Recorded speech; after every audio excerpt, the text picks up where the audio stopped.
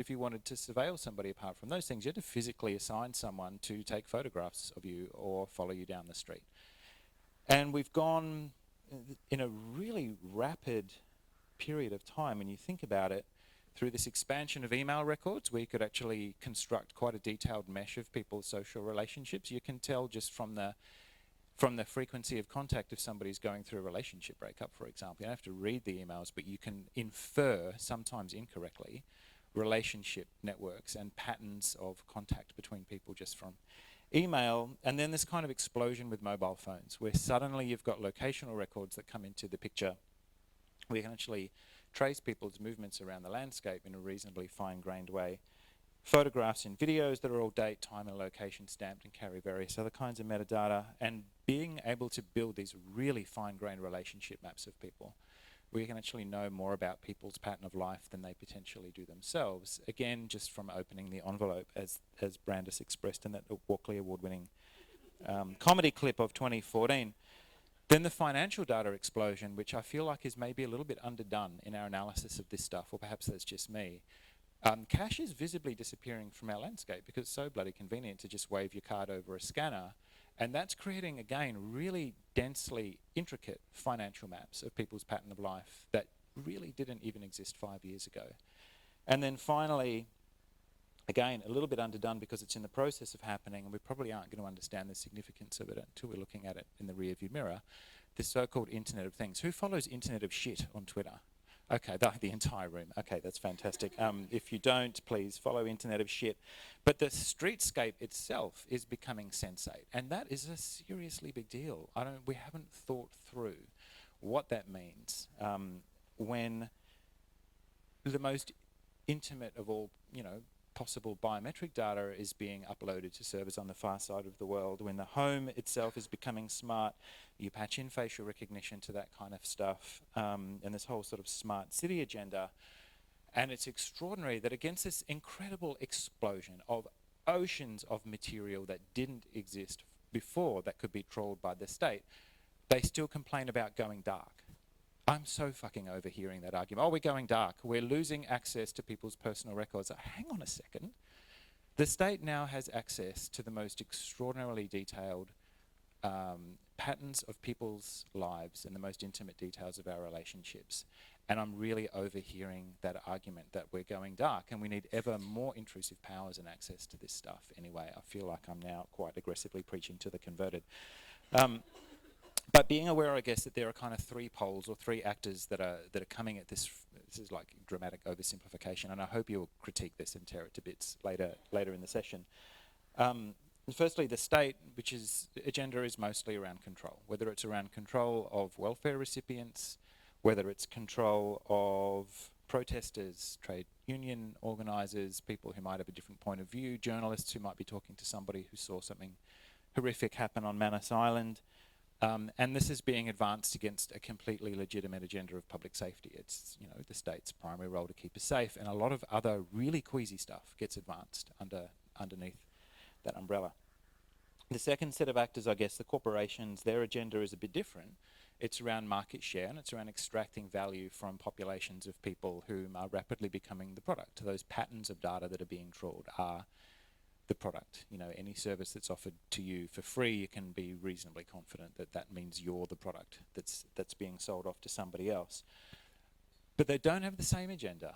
And Glenn Greenwald, who I guess some of you would have seen the interview when he Skyped into here not that long ago, had made the point that what the Snowden revelations did was drove a bit of a wedge between the American tech companies and the state, where before you'd seen them actually start to fuse together, and the first few PRISM PowerPoint slides kind of made that really obvious. And, like the Facebooks and the Apples and the Googles of the world didn't like being named up and called out in that way. And it drove a bit of a wedge between those two really important power centres that have sometimes aligned but subtly different incentives and values in that debate. And also, as we've seen in Australia, I think, actually in quite an honourable way, frequently it's the technical community and the developers and the people who make these tools who are the wisest and most literate and sometimes most legible voices against some of the hideous things that are being done, not just in a design sense of designing more intelligent tools that don't predate on the user base, but also in the public domain. And we were kind of musing over this a little bit at lunch, that you used to have companies like INET run by people who part of their brand actually was about defense of users' privacy, and you had some pretty vocal spokespeople out there making, I think, really valuable public contributions. So I'm not trying to be too black and white, but just pointing out, I guess, that the incentives are a little bit split between the state and the corporates. And then the third pole, the third kind of category of actors, I guess it'd be partly represented, or maybe actually quite well represented, by people in this room, people who are speaking from the public interest, the interest of the user base, and aren't coming from a particularly commercial point of view one way or another. And that is the developers, the technical community, but also civil rights organisations, state actors like the Privacy Commissioner that actually have a mandate, like a really important mandate, to speak out when they see stuff going on. And in Australia, frequently, it's that third group of people or folk who would come along to an event like this who provide the incredibly important counterbalance when we see the government and the opposition lining up together and all playing their preferred roles, whoever it happens to be at any, at any given time. It's the folk in this room who provide that counterpoint and provide the public debate and raise the costs, the political and the technical costs of mass surveillance. So, I think here come the predictions. Here come the miserable predictions. So 1, government announces the latest scope creep incremental extension of state intrusive power. So we could take, for example, the June example of George Brandis. I lost count of how many times he was bragging about going to a Five Eyes meeting in Ottawa. Like, I don't know whether you folks kept count. So, yeah, we know, George. We understand. That's where you're going. That's great. Or today, COAG has released this communique on seamless facial recognition, kind of the next incremental boiling of the frog in that particular pot of boiling water. And it was announced, which is not always the way they do it, under the cover of this other outrage of arbitrary detention. Like that runs hard up against several hundred years of legal due process. And I don't know whether that, I'm presuming that stuff was deliberate. These people do think these kinds of things through, but I think that's kind of important, that it was introduced against the cover of this other thing, and again, shocked to us in the name of national security. Says prediction 1, okay, that happens, that's going to keep happening. 2, reflexively, without really even thinking about it, Labor folds. They just fold. I think it was Albanese was out on the crypto thing before, in June, the government even announced what it was that they wanted to do, who just said, yeah, we're probably going to support this. We are bipartisan where it comes to public safety and national security. And they know how cynical this is. They're not willing to take a political risk. And that's up to us, in a way. That's up to us to raise the political cost of that kind of capitulation, as we'd started to do with the data retention debate. 3, Parliament goes through the motions. So whatever the outrage of the day is gets shopped to the Parliamentary Joint Committee on Intelligence and Security. That's a closed shop. That's the two major parties, and for a period of time it actually was all men. From the two major parties, they even knocked off Andrew Wilkie's spot, who is somebody who does have an independent point of view on this kind of thing. So they chopped that out, and now it's basically the place where Labor goes to find some kind of concession that they can wave around and say, look, we improved data retention. We've created a completely ineffective and pathetic regime of warrants if you're going to spy on a journalist of a different piece of process that you can circumvent. But they come away with some kind of piece of paper that they can wave around and say, we've improved this, it's now even more stringent, and we're going to move these amendments, and the government says this is fine, and it goes through. And of course, that is where the folk in this room make submissions and write things up and put out heartfelt press statements, and then the steamroller kind of comes over us, and we get flattened. And then the fourth thing is, when it finally comes to debate, the Greens and a couple of free-thinking crossbenchers will condemn, we will try to amend it, and then we will get flattened as well. Those are my 4 shitty predictions for how the encryption debate's going to go, and how this latest extension of the facial recognition database is going to go. And I'd like you to hold me those predictions, and I hope dearly that it's the folk in this room who are going to prove them wrong. That somewhere along the line we can disrupt this. It's been disrupted before. It doesn't always follow this script. But unless we start getting a little bit more creative, a little bit more obstructive, maybe a little bit less polite and well-mannered, those two things are going to follow exactly down that path, and then they will think of something else. For a while there was a little subcommittee, I don't know if it ever had a formal name, this was under Abbott, that was tasked with coming up with a national security announcement once a week. It never got as ridiculous as Turnbull standing in front of a boat with a machine gun and a bunch of SAS guys in masks. It never got that ridiculous. But this is where we live. They will keep coming up with announceables. And so we're going to have to I guess, get better at what we do, and I very firmly include myself in this. We've got to get better at disrupting this rather dismal thing. So a couple of quick ideas about how we can be wrong in these predictions, and I'm going to hand over to some smarter people with some better ideas. So firstly, being aware that this is something we can fix as well. We're not coming from a rights-based perspective. If you look at how the debate in the US has rolled out, and in various European countries, they're benchmarking these things against human rights protections that are legislated or constitutional.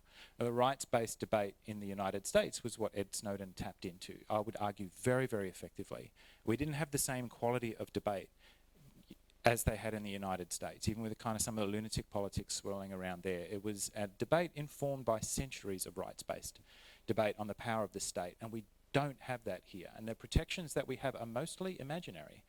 They're not written down anywhere. They're just things that we kind of take for granted and are getting chipped away from time to time. So from our point of view, I don't come here to pitch for the Greens at all, but Nick McKim, who's our Attorney General spokesperson, is in the process of launching a campaign for a Human Rights Act in Australia. We're the only comparable country that doesn't have one, that would apply some formal legislative protections which would make it much harder for these things to just appear in a vacuum. So I feel like we can play a really important role in updating people's ideas of what human rights mean. You know, we're not having a debate from the 17th century. We're talking about who owns your data and what can be done with it.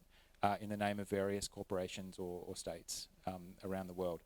So that feels like kind of an important thing, not to just have this as a digital rights argument. This is about the rights of all of us as human beings.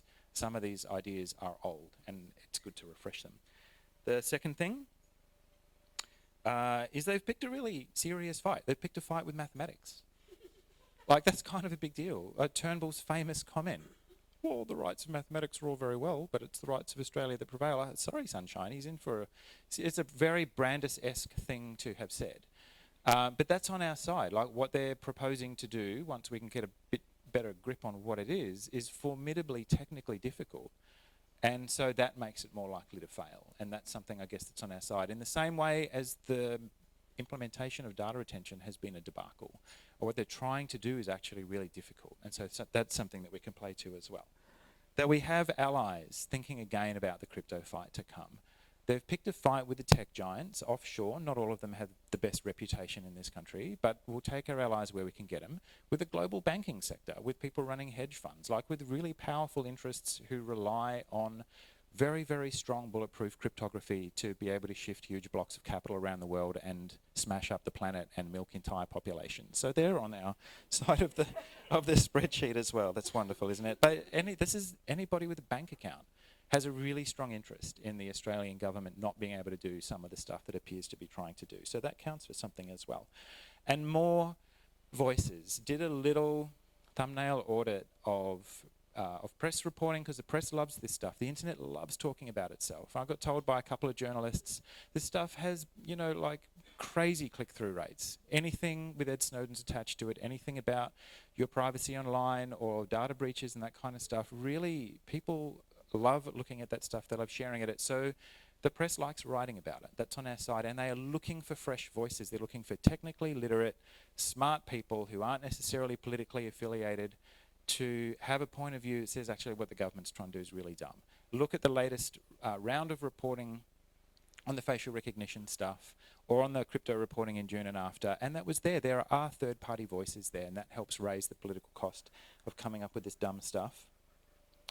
The next one that I kind of came up with, again preaching to the solidly converted, particularly in a ThoughtWorks office, is design good tools. Design tools that aren't predatory on the user base. I got to go to DEF CON in Las Vegas in 2014, so not that long after the Snowden, well, like a year or 18 months after the Snowden bombshells had hit. And this is a community of people who are feeling pissed off and betrayed by their own state, and they realise that politics has failed them, and in some cases so has the law. So they said, all right, stuff it, we're going to design tools that bake strong crypto into really accessible consumer-level tools.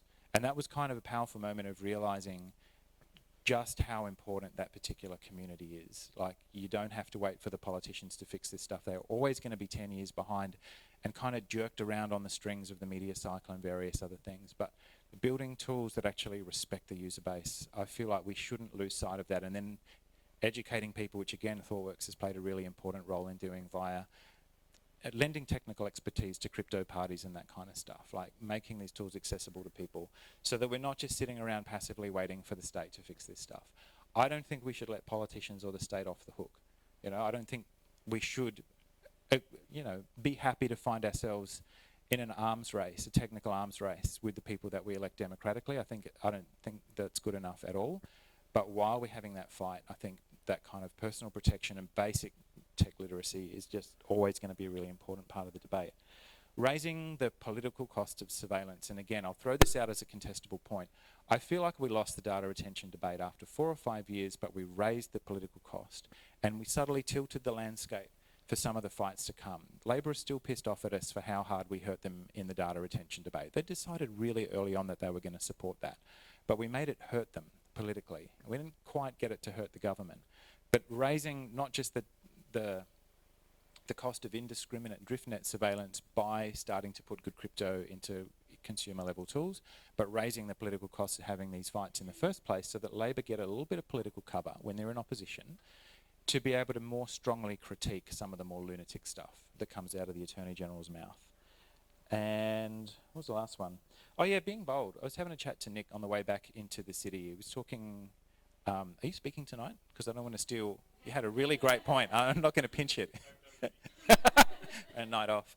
About what we could learn from the Enviro movement, who have run, not always successful, but really incredibly high profile and important campaigns to protect the biological commons, and we're talking about protection of the information commons here. So what can we learn? And what popped into my head was, well, one of the main tools of that movement has been direct action, has been really bolshy, high profile interventions where people put their bodies in the way, and it's a way of drawing attention to a particular kind of injustice. Trade unionists have done the same thing. Abolitionists did the same thing. So it kind of got me thinking a little bit about what our equivalent here. And boycotting the census is one feeble example, but it catches a little bit of attention. So what else is there out there that we can do? Having the Prime Minister explain how to avoid data retention by downloading WhatsApp. Like, that's a small but kind of hilarious example of how personal actions can maybe tilt the debate a little bit. So I guess I'm throwing that out there more as a question than as a proposition. What can we learn from other social movements here and around the world who have been trying to protect the public interest against other very powerful and embedded interests?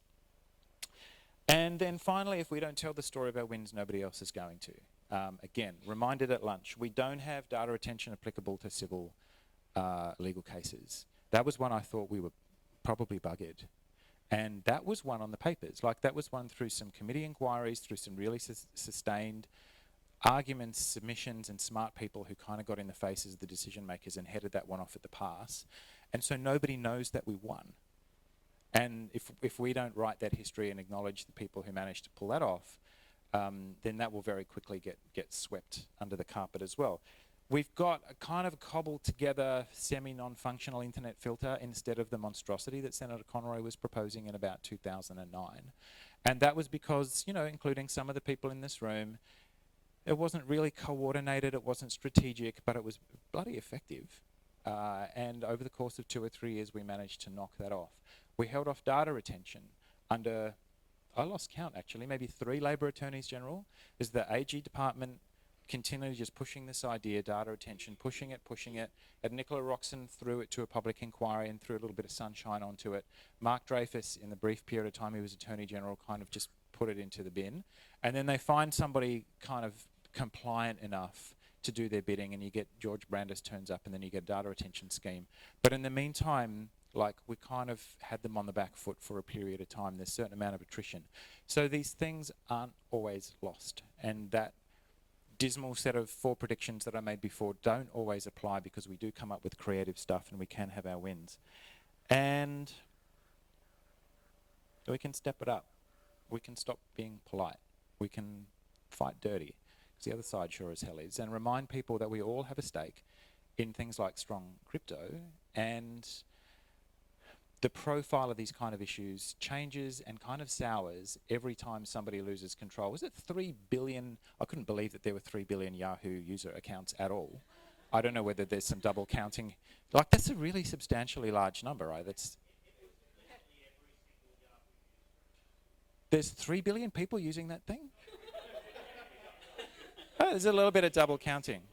Those stuff kind of go off like depth charges in the global unconsciousness, I think. It's like they have no way of safeguarding this stuff. And for me, that's the real scandal here. This is kind of what I wanted to close on, is that we do have a crypto emergency because safeguards, data safeguards and security safeguards on increasingly ubiquitous devices are so shitty, are so vague and not there.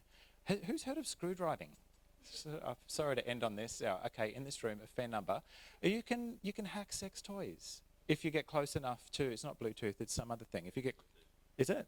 This is some kind of cousin of Bluetooth, but something like that. You can take control of these things. I feel like, where the hell is the government attention on this surge of connected devices that are coming into people's homes, coming into the streetscape, coming into the cars, coming into everything?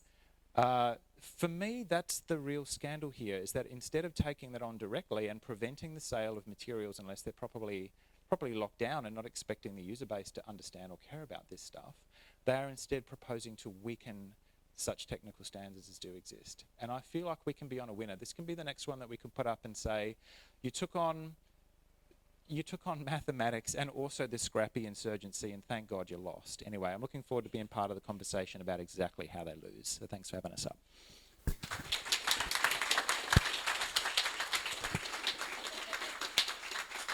We weren't prepped to introduce each other. I'm sorry. Oh, I don't have a presentation. Okay. Well, hi everyone, I'm Angela Daly from QUT Faculty of Law. As a lawyer, I don't have a presentation because lawyers are boring and like to drone on instead, so I'm going to drone on a bit, although not very long. So I wanted to talk a bit about the legality of the war on maths, or of the government's stated aim, although pretty vague, as former Senator Ludlam kind of mentioned.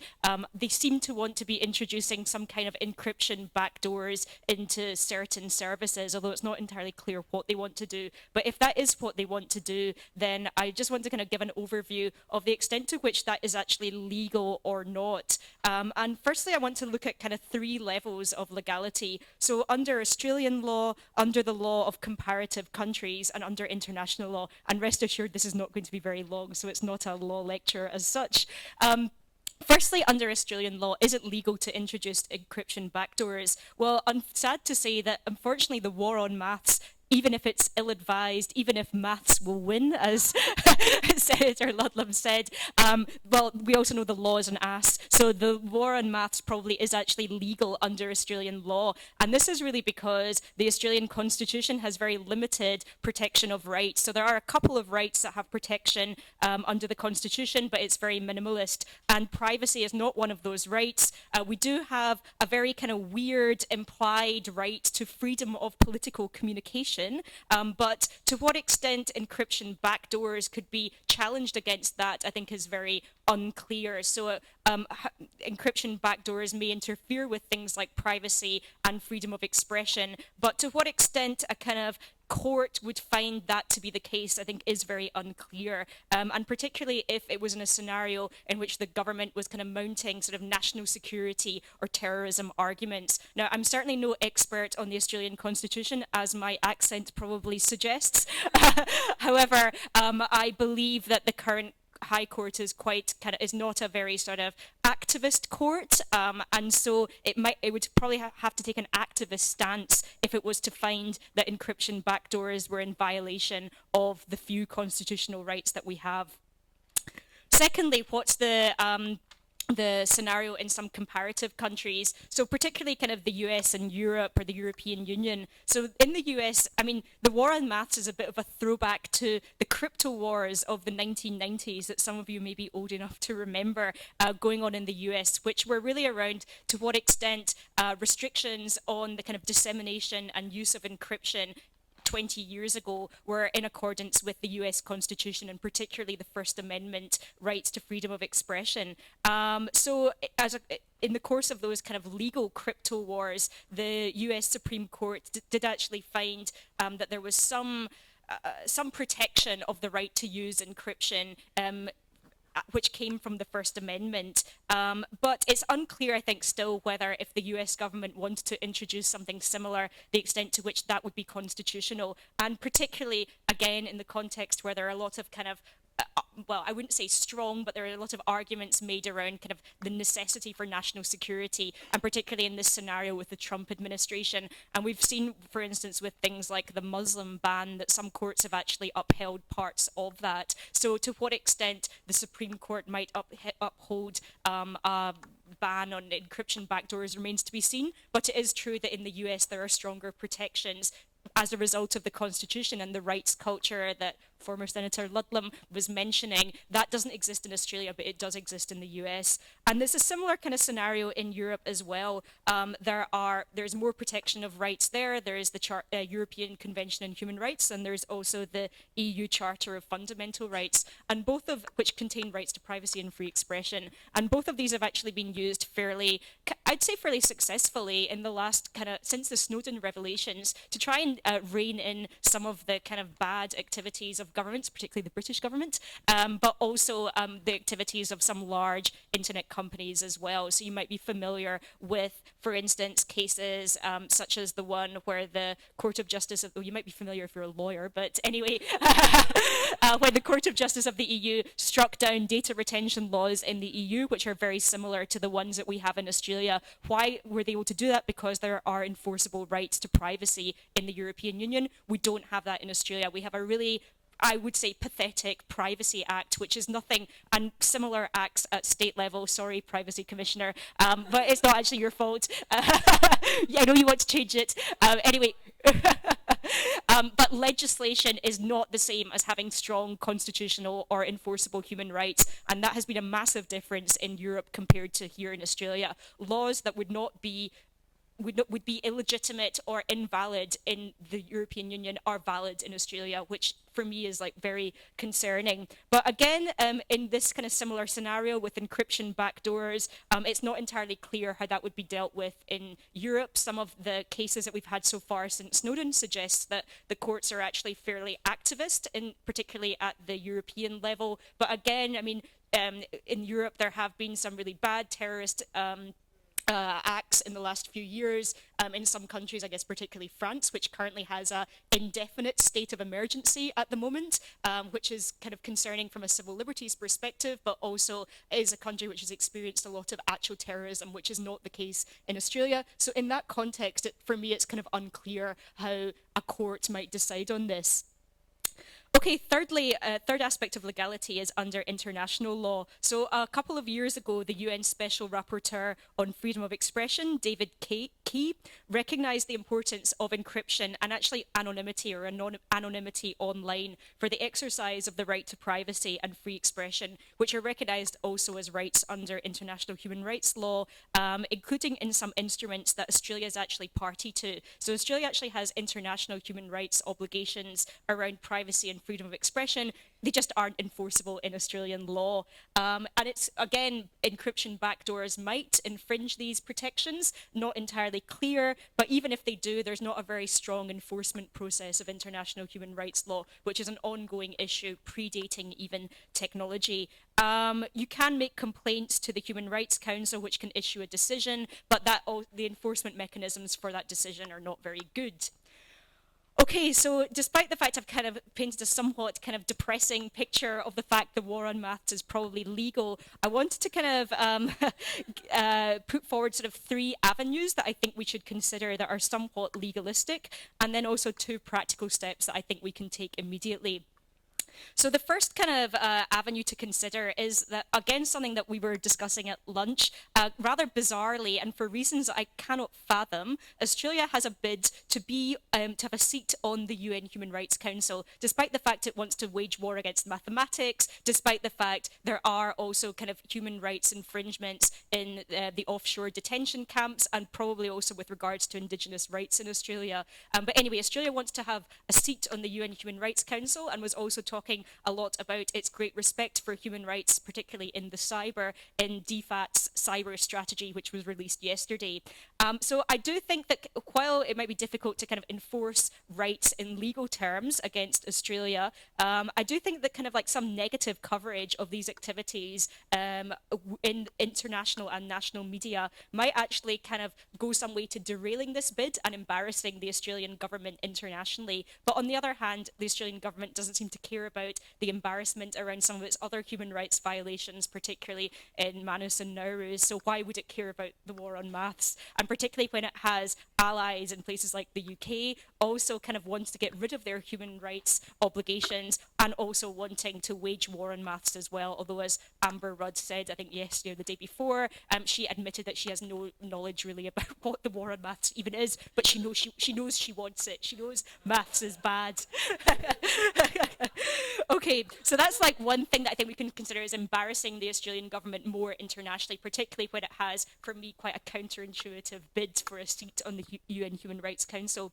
Secondly, I do think we need more strategic litigation, and I think this is something that we can learn from the environmental movement as well. So while there has been a lot of direct action, there's also the environmental movement has also been engaging in strategic litigation. And although I've kind of given quite a negative picture of the lack of rights protection in Australia, I do think we could probably use the few rights that we do have under the Constitution better, and could probably mount some kind of creative arguments that would around them when it comes to things like Five Eyes, data retention, and potentially also the war on maths, that could actually force the Australian government to defend itself in court, to engage in litigation, which is expensive, in case anyone doesn't know that. Lawyers are expensive. And also draw out some of these things as well. And I think that we could be doing more of that. We haven't, as I'm in the kind of digital rights space in Australia, we haven't really been good at doing that, and I think we could do more.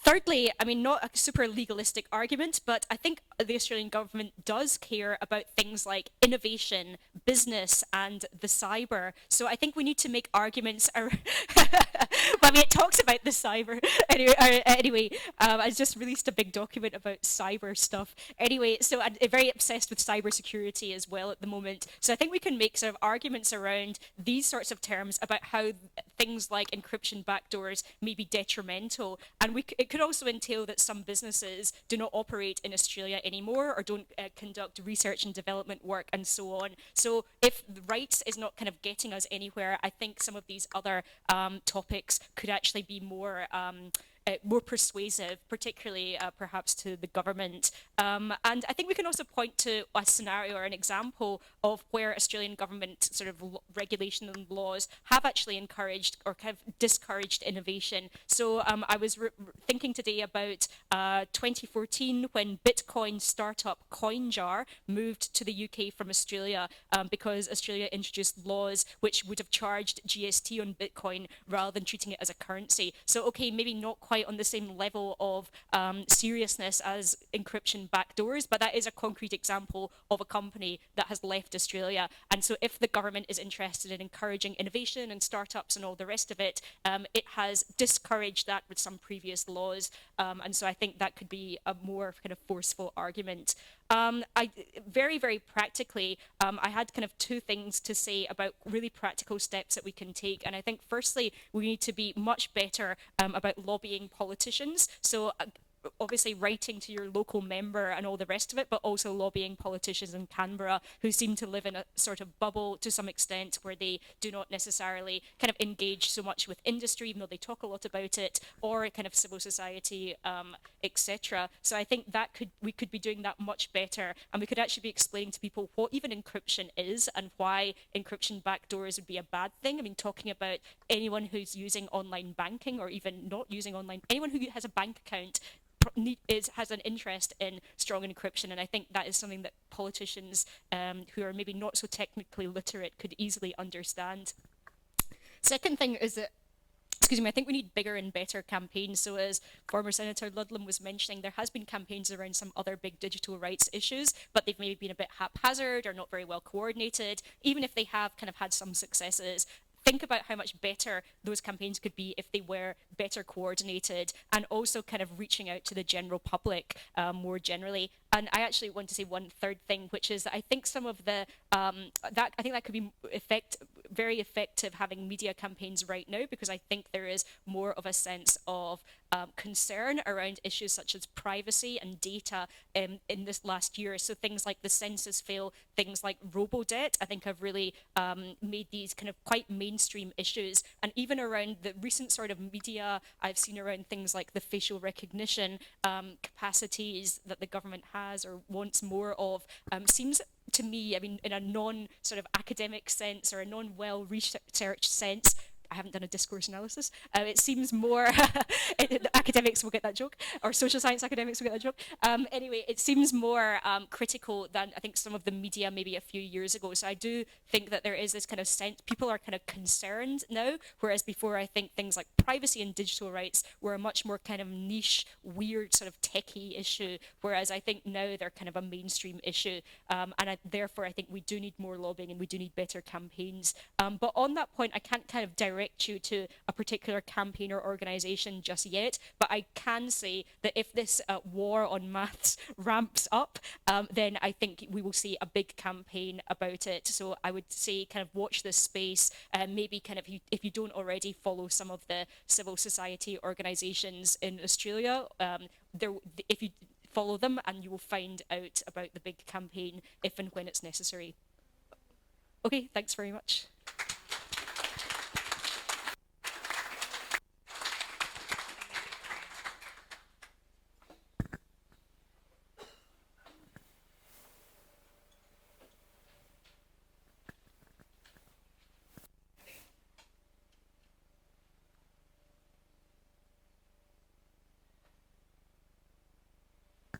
Okay, hi. So I'm Justin Clacherty, and I'm here to talk about government and tax on encryption and civil society campaigns. I'll try and keep it pretty short because, like Scott, I think the panel discussion at the end is probably the best place for a lot of this stuff. I tend to be pretty ranty on these things, so I'll attempt not to be. So my name's Justin Clacherty. I'm Managing Director of Redfish Group. Just starting up Redfish CSERT, founder of FutureWise, and recently became a member of the board of the Australian Privacy Foundation. I'm on Twitter and I rant a lot there and I swear a lot. So if you want to follow me, you can, but be aware that there's lots of swearing.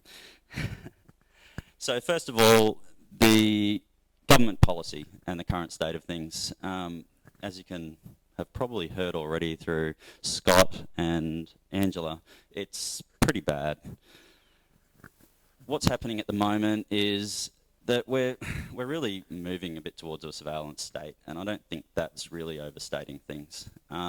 We've had data retention come in. Previous to that, there was attempts to do censorship of the internet. That was one campaign which was successful, thankfully. The capability which people are hearing about now.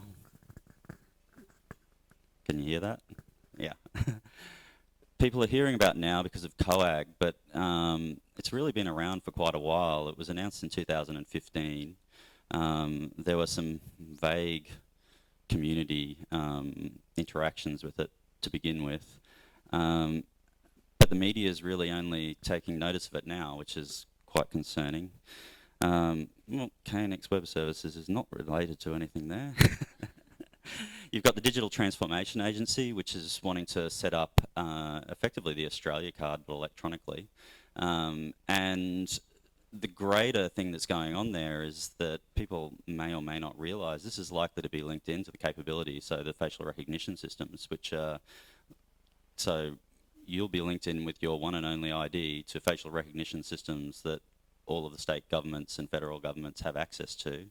And today, I think it was the Prime Minister announced something about private organisations being able to have access to this so that they could link it in for their CCTV, which is really worrying from my perspective. I don't know about everyone else.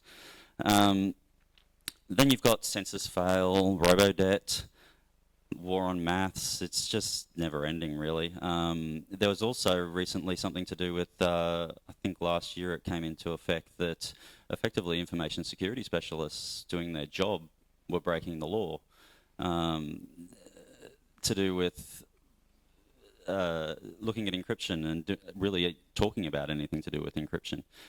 So where we're at is not a good place, and we're moving further towards a surveillance state. So how did we get here? Well, it's been going on for a while. Things obviously accelerated once we had our resident metadata expert, George Brandis, in the AG's seat.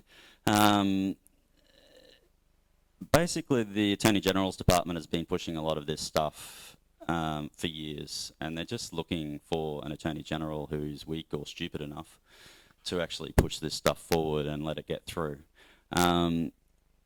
It really is, as Scott was saying, a bit of a softly approach from law enforcement agencies, where they'll ask for as much as they can get, may pare it back a bit in the consultancy period if Labor get a spine, and then they'll just ask for it again in 12 to 18 months. So the way we end up getting these things through is that it's just a constant assault on our privacy, our digital footprint, if you will. When we do get consultations, it's really not very meaningful. They do it through privacy impact assessments. Sometimes those are made internally. So that was the case with, I think, Census Fail with Robodebt. There was a privacy impact assessment study done on that, but they did it all internally, and it wasn't well done which was what came out in the Senate inquiry into it. And also through formal Senate proceedings. The problems here is that the experts and civil society tend to be ignored with this. So mandatory data retention is a really good example of this. There were 2 Senate inquiries into it. Both had unprecedented number of responses to the Senate inquiry, and they were overwhelmingly against data retention. But we got it. So civil society said no, experts said no, industry said no. We still have it. How does that happen? The other thing is what Scott mentioned, that there's very little debate, because the moment something's labelled as national security, it just becomes bipartisan. It's weird because there really is you don't have that left-right dichotomy when it comes to privacy and these sort of surveillance systems. Most people are against this, yet both parties who are representing everyone are for it. So the problem here is essentially, well, politicians, but I'm obviously going to say that because I don't like politicians. Sorry, Scott. They tend to have little understanding of the issues. They don't really seem to want to be schooled on it either. For them, they're talking about technology policy in a lot of instances, and to me it's just really not good enough that politicians today, where they're passing legislation that's aimed at regulating or has far-reaching hooks into technology, don't understand technology. It's ridiculous that you have a Prime Minister that'll get up and say, well, I'm no Bill Gates. Who cares? You're writing legislation that is affecting the community, that is affecting our data, and is affecting how the commerce is run in the country. You need to understand this, or at least listen to people who do. Why does it matter? Well, breaking encryption, it undermines privacy. It undermines commerce. It undermines the economy.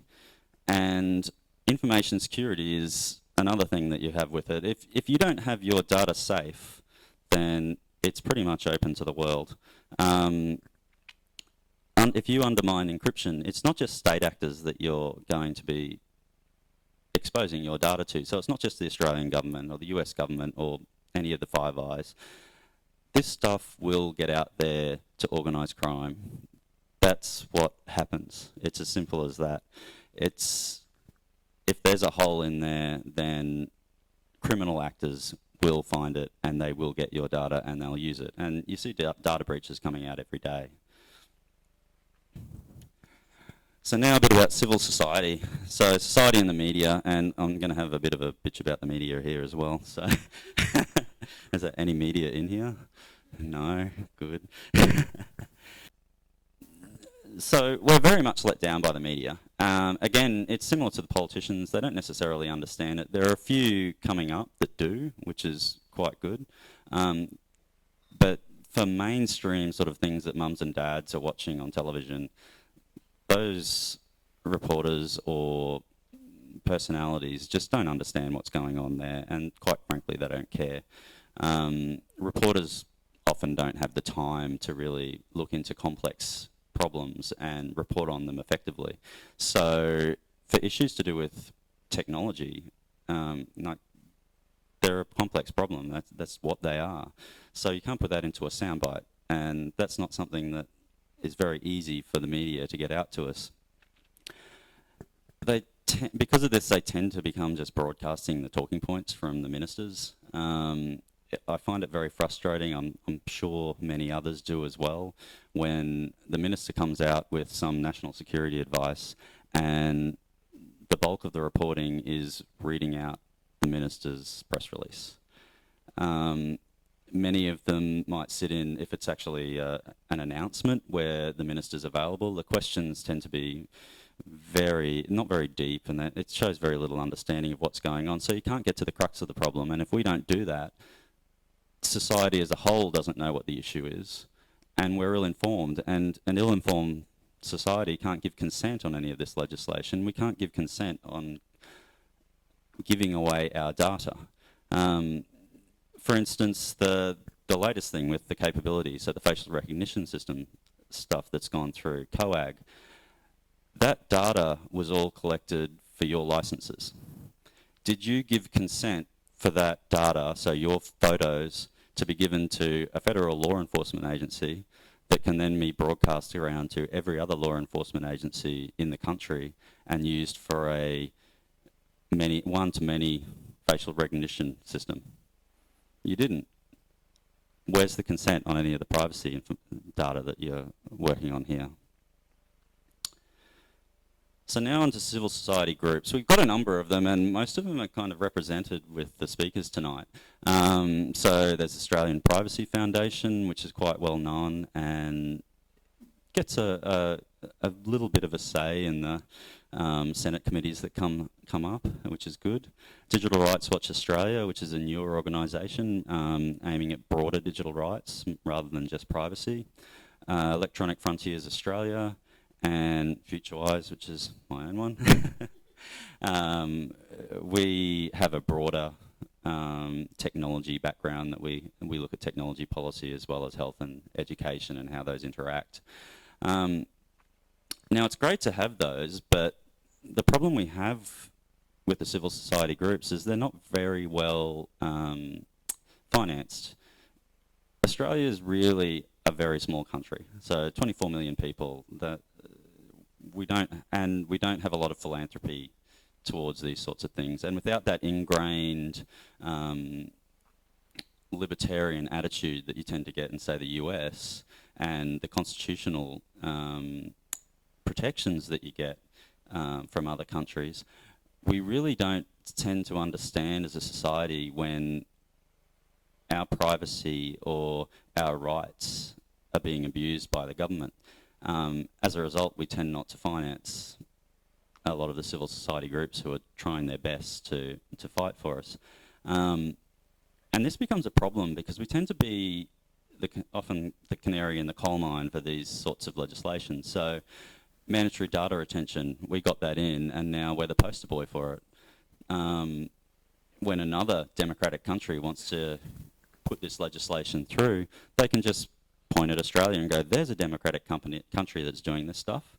Why can't we? So there really needs to be a way to get civil society to get enough financing to do some of the campaigns that are required to stop this sort of legislation from getting through, which is what Angela and Scott were talking about earlier. There's some good activists around. Asher Wolf did a really good job of pulling together a lot of disparate people and organisations to push the Robodebt backlash, and that got somewhere. But there's really no money or resources, and we're relying on time of people who are quite often either very busy professionals or very busy mums and dads who just don't have a lot of time to put towards this when they're doing it basically because they're trying to make society better as a whole. And people just need to remember that this is affecting everyone. As I said, there's no left-right dichotomy on this. We've got to just stop and not think about that and just look straight at the issues and how they're affecting everyone and not worry about, is this a Labor issue, is this a Liberal issue, is this a Greens issue? We really need to look at how it's affecting society and what we can do to stop these sorts of things from happening. People need to support the groups that are fighting for us. And as Angela said, speak to politicians. Unless you actually get in there and speak to them, whether by email or on the phone, tweeting at them won't work. They just ignore it. Maybe swearing at them won't either. But really, you need to make an effort and actually speak to them, and they need to know that these things are important. These things are important to people, and that if they go against them, then there's something that's going to happen there, and they're going to lose their jobs. So that's pretty much it for me. I will probably be more ranty during the panel discussion, so I'll hand it on to, I think Michael is next. Break? Okay, 10-minute break. Excellent.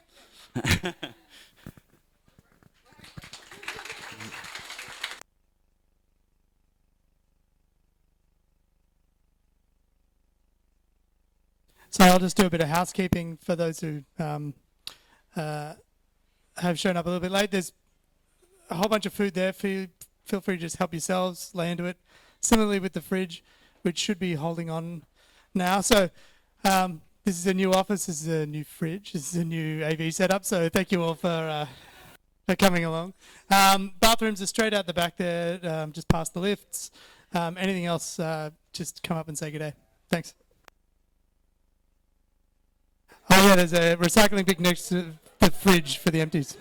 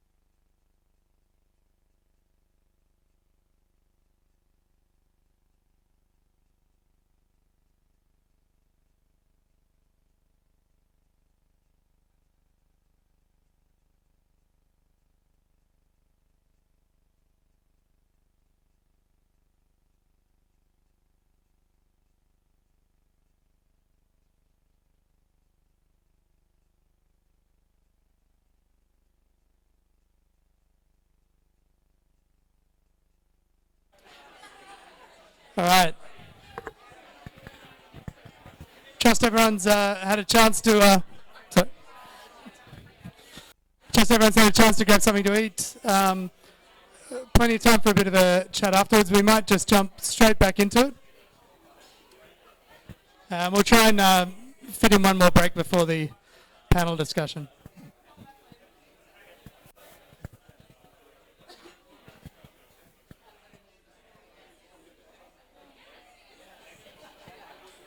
I have to MC a wedding on Saturday. This is just good preparation for that. Anyway, ladies and gentlemen, Robin Doherty and Eric Pinkman.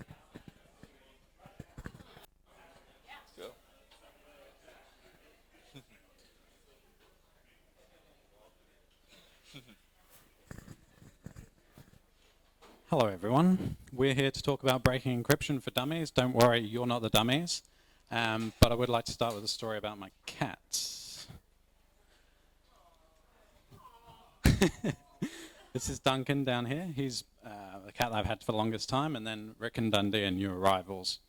As you might be able to tell from this photo, they don't get on all that well. And they communicate a little bit differently to humans. So as humans, we grab our phones, we open up the Signal app, and we start typing a message to our friends or whatever. But cats don't do that. What they do is they leave scents around the house. So they rub their noses on things. Or in Duncan's case, he started leaving very unsavory messages in his litter tray. He wants to ward off these other newcomers. Anyway, so the Dundee and Rick are quite alarmed. They're a little bit scared, and they're on high alert now. So we called our litter tray manufacturer up. And we said, hey, is there anything you can do to help us? There's these unsavory messages. We want to do something about them. And they told us about this great little add-on that we could get for our cat tray that is cat message surveillance, essentially. And this is a real thing. You can actually go and buy it. And what it does is it monitors your cat's messages and keeps a record of all the threatening messages. There's a problem with this because Duncan's a very clever cat and he can sense the Wi-Fi with his whiskers. He knows he's being watched, he knows he's being recorded, so he did what any sensible cat would do and he moved to a new platform.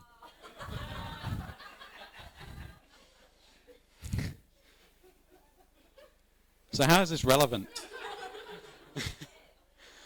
Well, it's actually quite similar to what the government is trying to do right now. We want to make sure that these messages aren't happening, so we go to surveil them, but any sensible person just moves to another platform that isn't surveilled. All they're really doing is moving the problem.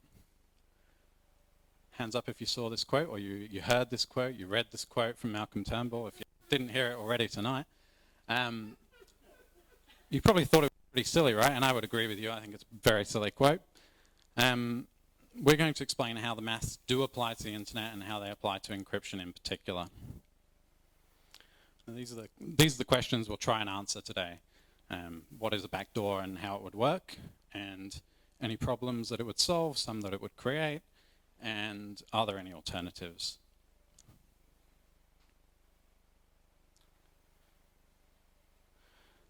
So, there's a little language trick that some politicians are trying to play right now, which is to convince us that it's not really a backdoor, because a backdoor sounds quite bad, right? You wouldn't want a backdoor into your communication or an open backdoor in your house that anyone can walk into. So here's what Alistair, the cybersecurity advisor to the Prime Minister, says. Blah, blah, blah. It's kind of like a safe company. We want the safe company to not tell their customers that their safe isn't really secure and we can get into it if we need to, but tell the police that they can, if they really need to, get access to the contents of this safe. Somehow this is him explaining how it's not a backdoor. I don't really understand, but it's definitely a backdoor in my opinion. Malcolm Turnbull expanded upon this and he said, hey, well, backdoor is a flaw in a software program. He was right about that. And, you know, the developer might not be aware of it. And anyway, we're not talking about backdoors, we're talking about making it lawful. Well, a developer, whether they know about the backdoor or not, is irrelevant. It's still a backdoor.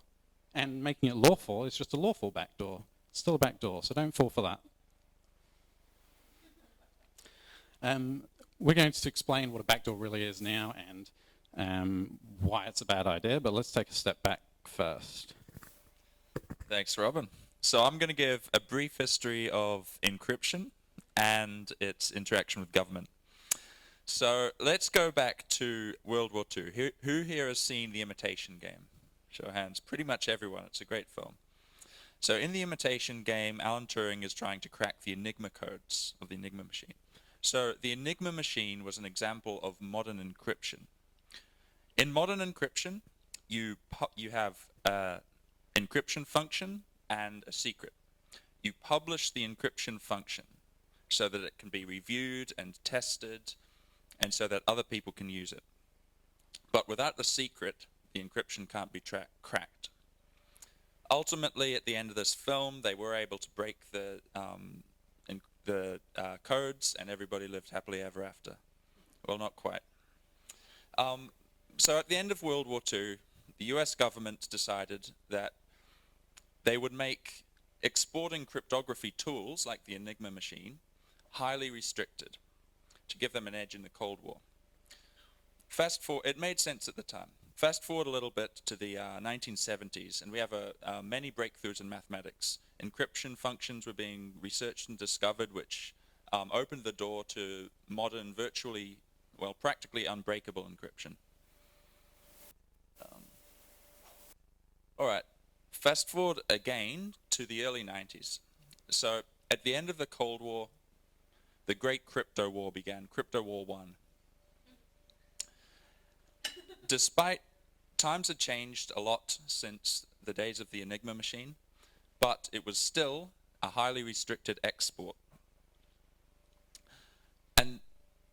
But despite this, the math behind encryption was all public, and implementations were already being shared freely and on the information superhighway.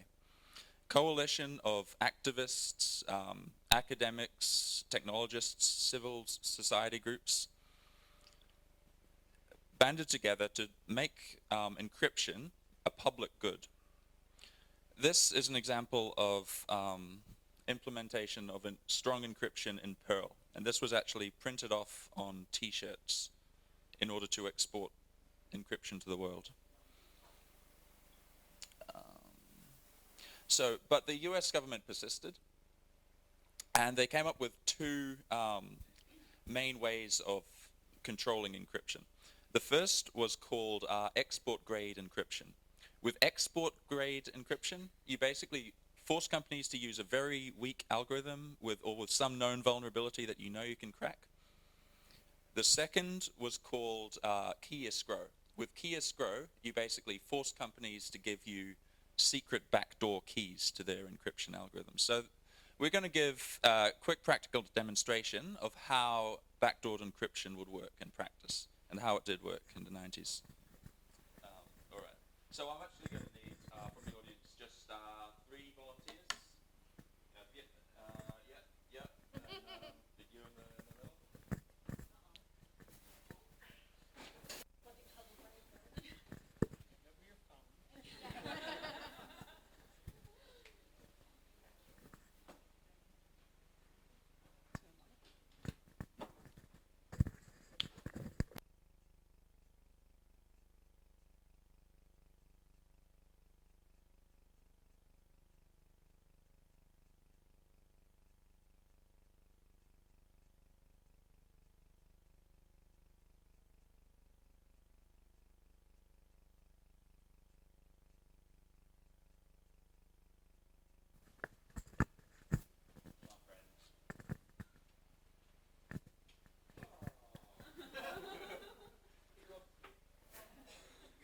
And that's a plain text message, which you can probably tell is not the purpose of this this demonstration, but that's what we used to have.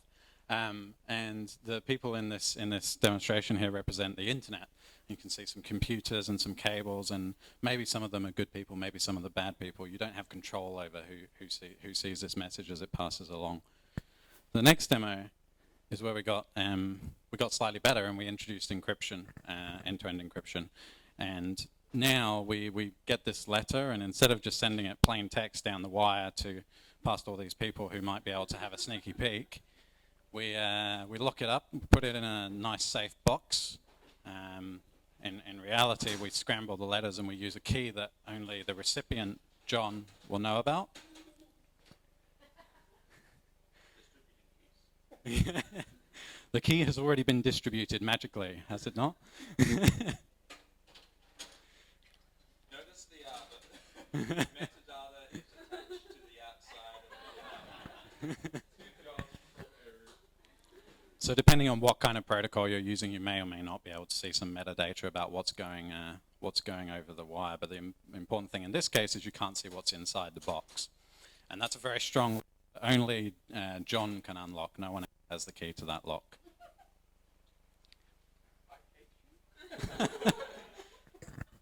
It's not a very nice message, but it's perfectly okay to send. So now we're going to talk about key escrow, and as Eru described, key escrow involves providing a special key to a third party who looks after it and makes sure that no one else ever sees your message except for the third party and anyone who they allow to see it. This picture that we've got here is of a suitcase, and if any of you bought a suitcase in the last 10 years, you probably noticed you have a combination lock in your suitcase. And you can plug your zippers in, you set your combination to a code that only you know, and when your back gets to the other end, you can be pretty sure that no one else has accessed it.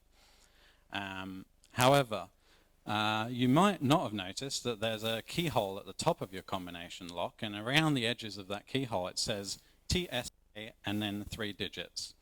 And those 3 digits represent the secret key that the party holds. And you can probably imagine what's going to happen with those keys. We'll get to that in a minute.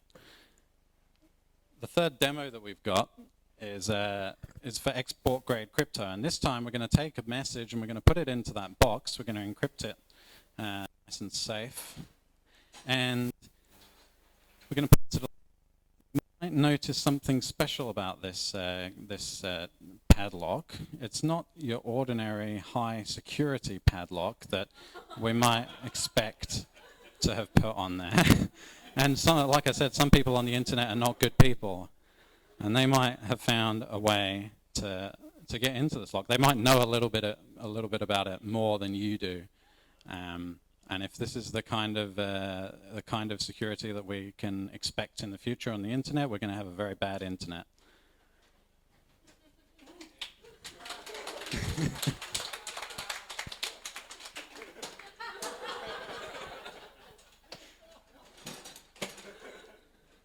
Maybe it never even gets where it was going. Okay.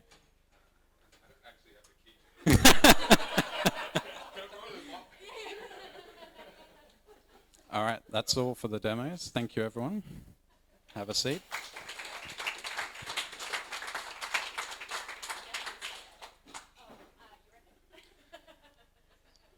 So you might remember I mentioned the master keys that the TSA keeps with a third party. Well, they leaked. A couple of years, they actually kept them with 2 third parties to be extra safe, and both of them leaked. So there was a resolution photo of the keys leaked from the first company, and people were able to reproduce a 3D model of the keys and 3D print them. So now, if you want to open anyone else's suitcase and you don't want to just cut a hole in it, you can go and download these models and print them out yourself. Obviously, that's not such a big deal with a suitcase, but if you imagine that all of our communications on the internet, all of our services on the internet depend on this kind of security, we're going to have a very useless internet pretty soon. And by the way, that's definitely a backdoor. Same deal with this, as I already said, definitely a backdoor. There's actually a whole load of different ways that we could implement a backdoor technologically, but all of them are backdoors. Pretty much anything you do to get access to a message or an encrypted conversation without the user's consent, without the authorization of the user, is a backdoor by definition. There's some examples here. Some of them have been mentioned by politicians, others haven't, but I'm sure they will be. To be clear, there's nothing there that isn't a backdoor. All right, thanks, Robin. Let's cut back to the end of the crypto war in the 90s. So this was an actual massive victory for the hardworking civil society and other groups that pushed very hard and often actually risked penalties and even jail time to spread encryption. And thanks to them winning the crypto war, the great crypto war, we actually have online banking, e-commerce, wouldn't be possible without encryption, social media even. Anything that you have a user account, those accounts could be compromised very easily. Private conversations, and even the ability to administer the internet itself. So I would also say, I accept that criminals also use the internet. And I acknowledge that. But I wouldn't trade or hobble the internet that we have now just to stop baddies from using it. All right, so on to the present day debate about end-to-end encrypted messages. So I'll just explain how they work briefly. So with traditional messaging apps like Skype, they did actually use encryption. They used encryption to send it to Skype. Skype then decrypted it and then re-encrypted it and sent it to, in this case, John. But that was okay at the time, but Skype's not a party of our conversation, so why should they have access to it? End-to-end encryption is I encrypt it so that only John and no one in the world can read it. I then send it, potentially still through Skype's server, but they can't read it, and it goes to John. This gives us privacy and allows us to say whatever we want to each other, really express ourselves.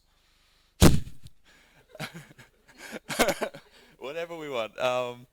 Okay, so this is great for people who want private conversations, but it might be a problem if you depend on Skype being able to read our conversations. Maybe you wouldn't want that. So why not put a backdoor into encryption? Why not just make it so they do have access to our conversations again?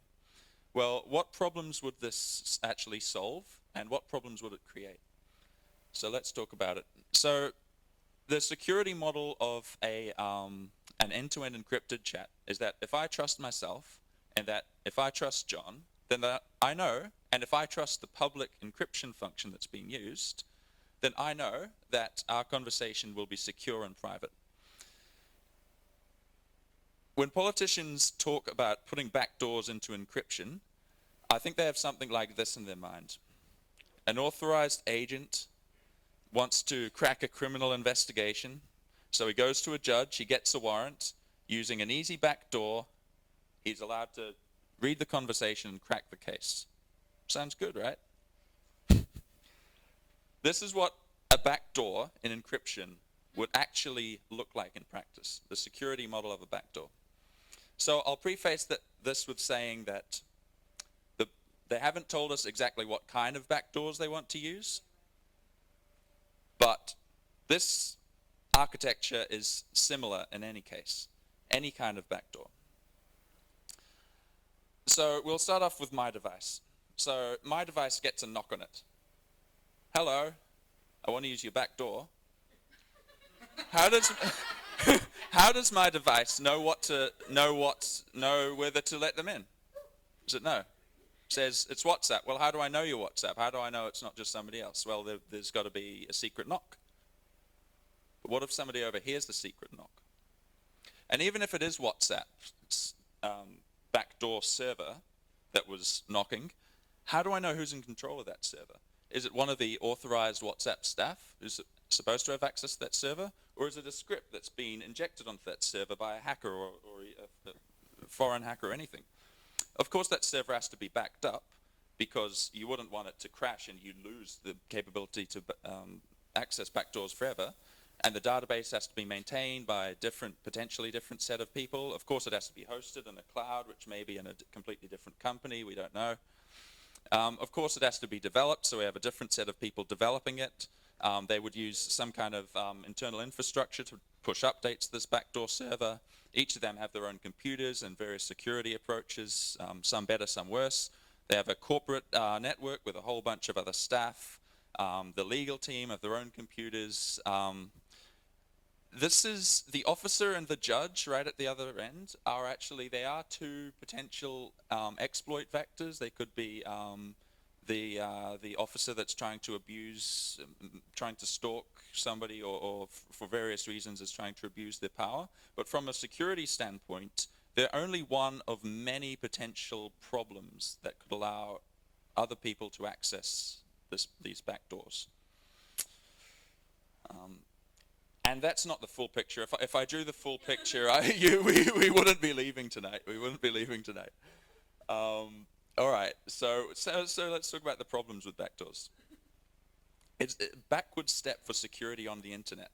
Being able to reason about my private conversation with John allows me to build a lot of cool stuff on top of that. Just like when we had encryption, we could have private conversations with companies and servers. Now, if everyone can have private conversations, we can build even better things. As I've shown you, a backdoor for some can be used by others. And Australian companies will be hit the most by this. Why would you use an Australian backdoor chat up when you could use one of the existing ones that doesn't comply with Australian regulations? And ultimately, the society and social issues, which are the real point, even if you could do this securely, it would still be a terrible idea. Right, so yeah, tell me about the solution. What problems does it solve? Well, it doesn't really solve any problems, and you can't legislate the technology out of existence, as you said. Anyone who wants to do something criminal is not going to be upset by the idea of using a criminal program to do it. And quite happily go to another country where they make these apps and don't have the same restrictions. So the question then becomes, are there any alternatives? And really, there aren't from a technology perspective. As I said before, anything you can do with technology introduces a backdoor, and that's a terrible idea for all the Eric just stated. Part of the problem is that we've jumped to a solution, and technology has become the scapegoat. The AFP, the ASIO, ASD are well-funded agencies, and they have a lot of resources and powers, and they have a lot of expertise in conducting investigations. Having Big Brother access to all of our messages is not the only option, and it's not an option that's ever existed in the past at all. So, in conclusion, I hope I've said this enough times, but I'm just going to say it one more time. Anything we can do with technology is a backdoor. And that is bad because we can't restrict it to the good guys. We negatively impact security for everyone, which means innovation for companies, and the economy is massively negatively impacted. Basically, everything falls apart. If the internet cannot be relied on to be secure, no one uses it anymore, not for anything serious anyway. And it's so interwoven with our lives now, it basically is our lives. And of course, the social issues everyone's aware of, and organised crime just moves elsewhere.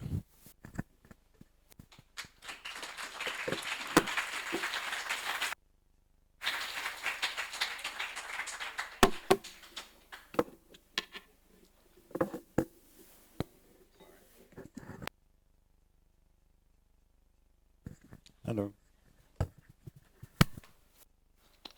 Yeah, guys, thanks for your talk. You explained a lot of things that I had to cut out of our talk because of time. That's good. Thank you. Also very entertaining. I think I'm not able to top that, but stay tuned.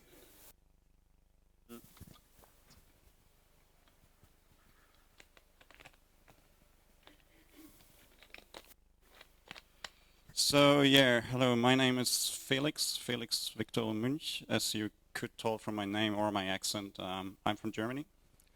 And when I came to, shortly after I came to Australia, I realized I don't have any privacy here as I am used to it in Germany. It also happened that I have to say Brenda Moon is also, she usually gives this talk with me together. But she doesn't feel very well, but she's there on the live stream. Hello, Brenda. But to go on, it also happened that at this time, I was a first-year PhD student, so I had a lot of time. At least I thought so, that I would have a lot of time. So I thought, like, yeah, okay, I'm kind of feeling like in a surveillance state. Let's up my defenses, and I spent a lot of time on that. Brenda has also spent time on that, but she had more time to spend time on that. She's a bit older than me. So why are we here, and why are we doing that? We realize that there are groups of people that don't have much time, but that still have to protect their data and their communications, and who are a little bit lost in, yeah, how can I protect my data? Because they're also not very technical. So that's what, at those people, we aim our workshop. Now I have to say I only got 20 minutes for this talk. Normally we have about 1.5 to 2 hours. And then we also do activities and explanations of fundamental concepts with padlocks, and not the real padlocks, but maybe we will introduce that. And until now we only draw pictures. And we also have time for questions and discussions. If you're interested in the full talk, you can find it here. Hit me up later if you don't have the time to write it down now. As I said, I only have 20 minutes. And this whole thing is CC BY, so we are also really happy if you redistribute it and repurpose it. We usually start with worst case scenarios to make it a little bit more tangible what actually can happen if you don't take care of your data as a journalist or a researcher or citizen. The most important threat scenario is actually the weak passwords, and especially weak password reuse. So let's say you have used your standard password for Yahoo, you know, and no, it was part of a big data leak, or for Adobe or Dropbox. Everybody's was leaked at some time. It could happen that some people who are angry about your research might find out about your password, and your password is the same as your iCloud password, and until iOS 11, you didn't have two-factor authentication per default, so they could just wipe all your devices. Another one would be like if you reveal your IP address, for example, because you are while you're researching in some alt-right forums or social networks, it could happen that the administrator knows where about you live, and suddenly you have some nice guys in the neighborhood. If you, for example, would be a journalist who communicates with people in an authoritarian surveillance state, I don't want to say any state names, but there are some, and you send it, for example, via iMessage tends to opt back to SMS messages and hopes the government has read what you've just written to your source. The other thing, if you are traveling on airports in whatever country and out of whatever country, and you have content that some of your sources did not really want to share with anybody else than you, like on file, and for example, your unencrypted Android phone gets confiscated, then okay, this data is also in the wrong hands. And the most abstract thing, but I think it's the right audience here, that you understand that that's a problem, would be metadata retention, or just the retention of activity records. There's this nice example under this URL that they gave preteen, like teams of preteens, the possibilities that a police agent might have with your metadata. The only information that they got is that at a certain time there was certain information sent to a certain journalist, and they found a leak in a mining company within 2 hours. So just with the activity records, without the content itself, you can do a lot. After those threat scenarios, I will now walk you through the solutions that we normally suggest. I will not go really deep into it. I will just mention them, but feel free to ask me later. We start with passwords because everything else what we tell people to do is almost everything is pretty useless if you don't use strong passwords. So the main risk with passwords is that we humans are not very good at making up good passwords. So a lot of people use common passwords, a lot of people use easy to guess passwords, a lot of people reuse passwords, a lot of people store their passwords in an unsafe place, And a lot of people forget their passwords, which is a problem if you don't have any reset options, which is the case with really strong cryptography. There's something that solves all those problems that a lot of people really don't want to use, and I don't know why, and it's the password manager. And we really strongly recommend for people to use it. We make two concrete recommendations. The one is an open source standard. It's KeyPass or KeyPassX for macOS. I also like KeyWeb, but it didn't have like a really good security audit yet, so maybe you don't want to use it. The other solution that we recommend, because it's very convenient to use, so we think it's more likely that people use it, but we don't like the fact that it's closed source and commercial, would be 1Password. That's what we recommend. Please hit me up for other recommendations or critique. Why do I'm happy to hear that too. Solution number 2 would be two-factor authentication, which means like that you use a one-time token additional to your password. And so if your password should be cracked, somebody would still not gain access without, for example, having your phone. In this case, we recommend that people use an app for two-factor authentication and not SMS, because you remember before, SMS is not really a secure channel. We had like somewhere in last year, Telstra SMS messages even got misdelivered to random people suddenly, and also if that doesn't happen, you can intercept SMS messages pretty easily if you are more techy. The next threat is, or the next topic that we discuss usually is the journalists or the researchers' privacy. The main risks, think of the racist bulletin boards that I've talked about before, and the admin who has your IP address. Your IP address is that somebody stores or gets access to your activity records. That might be the state or an institution that you work for example, QUT. I'm a PhD student at QUT. So they actually store every single connection that you make from their network while you are working. I don't really like that. But also, you can also be surveyed by browser cookies, or also just revealing personal details to website owners, or other forms of browser fingerprinting. For example, I don't really have an idea of the audience, but there are websites who try to track you by the fonts that you have installed in your operating system, because that already gives a pretty unique fingerprint of what system you're using.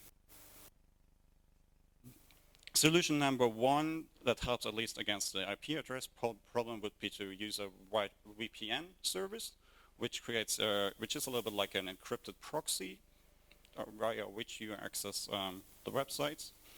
There are a lot of services popping up there in the recent years. We recommend that you should choose one that claims not to store activity records. That is hard to verify, so reputation is key. Or maybe even if you work for an organization, maybe they have a VPN service themselves that uses OpenVPN, which is the open source implementation, speaking of backdoors, of VPN, and that has service in safe jurisdictions, or in jurisdictions that you think are safe, for example, Germany. And yeah, we have to build, this new economy thing and everything. It's like making some advertisement, and that don't insert advertising into your browsing stream, for example. Like there are some pretty dodgy business models also out there with VPN. So if your VPN is for free, you might be paying another way. So I rather recommend the paid services. They are not that expensive. So what we have as a private sample, what we recommend usually is like NordVPN or private internet access. And what popped up recently in Switzerland is ProtonVPN. They are also the guys behind ProtonMail, and an encrypted webmail service. That looks also pretty good, but other suggestion after the talk. The second solution would be using the Tor network, which is made pretty convenient with the Tor browser. But because Tor browser is very bothersome to use, it makes the network slow, and you are, if you use it, you are very inclined to activate JavaScript, to enable cookies, to do all the unsafe stuff. If you would use it every day, don't use it every day. really just use it if you do something high risk. But also here, if you do something high risk, speak to another expert before you do it if you are not really tech savvy, and don't trust this talk. Yeah. Regarding data storage, there are several risks too. It's not only communication. The risks are on unauthorized access to data, for example, to your Dropbox files or whatever. Unwanted access to devices, so your phone on an airport, or your backup hard disk in your office. Data loss, which is a topic on encrypted devices. Actually, encrypted devices are easier to be corrupted just by errors. And lost access, lost passwords, for example. If you have an encrypted device, you lose the password, you lose the key, you have lost the data. The solution to that is to have 3 independent copies. Independent also means in different locations. So for me, for example, that means I have one on my laptop that I carry with me, one in the office, and one in the cloud. And encrypt everything, because you never know who gets their hands on your devices. For example, I was in Germany for a while. I came back and the hard disk in my office was just gone. I didn't know where it is, and there was a lot of research data on there. Fortunately, it was encrypted, so I was like, yeah, okay, buy a new hard disk, and I had my other backup. So, but don't forget your keys, and that loops us back to the first recommendation: use a password manager for your keys. For this, there we also recommend either to use to always just encrypt the whole device. There's no reason to leave something unencrypted if you have backups. And for files in the cloud, there's a program. I think it's mainly driven by a German, actually, Cryptomator. And Keybase also now has a Dropbox service, and they even have a chat program now. They are doing pretty amazing stuff at the moment. Lots of stuff happening there. But again, really, I cannot say that often enough. Never lose your keys. You notice it happened to me once. Yeah, to secure your communication, we have this nice presentation here. And we also had the man-in-the-middle attack. So I don't have to explain that much here. Everybody can actually read every plain text that you send via the internet. Even people like here, if you're in open Wi-Fi in a coffee or something, or at an airport.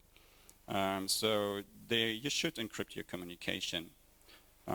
Here, if you have the option between this network and this network, take the upper network, for example. But the solution number 1 is actually pretty easy, and it just comes with every browser, is make sure that, if possible, to use the HTTPS version of the website. That makes sure that the communication between you and the server is encrypted. There are also plugins, like, for example, HTTPS Everywhere browser plugins that help you with that. The second solution would be PGP encryption, pretty good privacy. Sometimes people are confused because there's also GPG, which is, I think, GNU Privacy Guard, which is actually PGP implementation, the open source PGP implementation. Just P and G, and it doesn't actually matter. Here we recommend for using that either Keybase, which has a very intuitive way to get your PGP key, or there's, for example, for your email communication, there's GBG tools. For Windows, there's GBG for Win. For Thunderbird, there's a plugin that's called Enigmail, and there are a lot of email clients nowadays also that have GBG support. And it's just pretty hard to convince other people to use it. That's actually the only problem. Solution number 3 is secure messengers. There is a lot out there on the market out there, and we've looked at a lot of messengers, and in the end we decided we can actually wholeheartedly only recommend 2 private messages. The one is Signal, and the other one is now Keybase, which is just recently launched features that make it very similar to Slack. So if you want secure team communication, have a look at that. So that was a very quick run through what we usually do in 2 hours. And but of course it doesn't cover everything, and it also won't cover the future. So how to choose a tool if you need something else. We came up with 4 things to consider. First is it open source? Open source makes sure that there are no backdoors. So open source is, I would always try to use open source.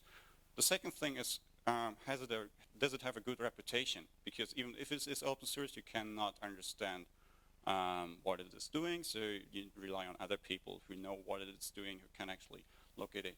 And if it is not open source, reputation is even more important. Also, if it is not open source, but also if it's open source, it's also always a good sign if it had an independent security audit. That means like other people that are not connected to the company or the entity that produced that product have actually looked at it and said, like, yes, it's safe. And the fourth and often overlooked thing is, will you actually use it? That's why, for example, we included the not open source tool 1Password, because we suggested people use it. Once they've installed it, they use it. They really made the user experience so good that people actually then prefer ask themselves, why haven't they used that before already all the time? Because it's better than having passwords. Yeah, where to from here? There are a lot of, we have all the sources at the end of the presentation, so you can also look that up on the website that I've showed before. And yeah, we like start using some of these tools, get better informed, and everything that we've told, everything that we also always say that it's, if your endpoint device is not secure, then all that what you do is just in vain. So keep your devices up to date. Yeah. Thanks. And again, get expert advice before you do anything that might be really high risk, because just even a 2-hour talk cannot be enough. Questions? I think no. Here are a lot of resources, and here you can follow us on Twitter.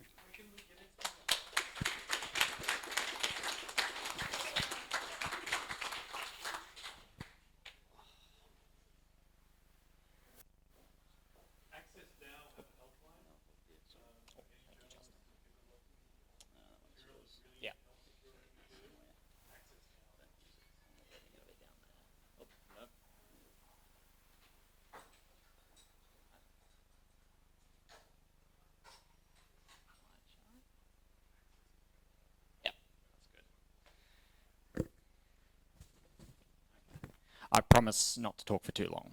I'm under 10 minutes. So I'm Michael. I'm a PhD student based within the School of Justice at QUT Law. I'm going to be presenting on the topic of the contested legitimacy of encryption backdoors. Really tonight I want to make 3 brief points. The first is that not all surveillance is necessarily unjust.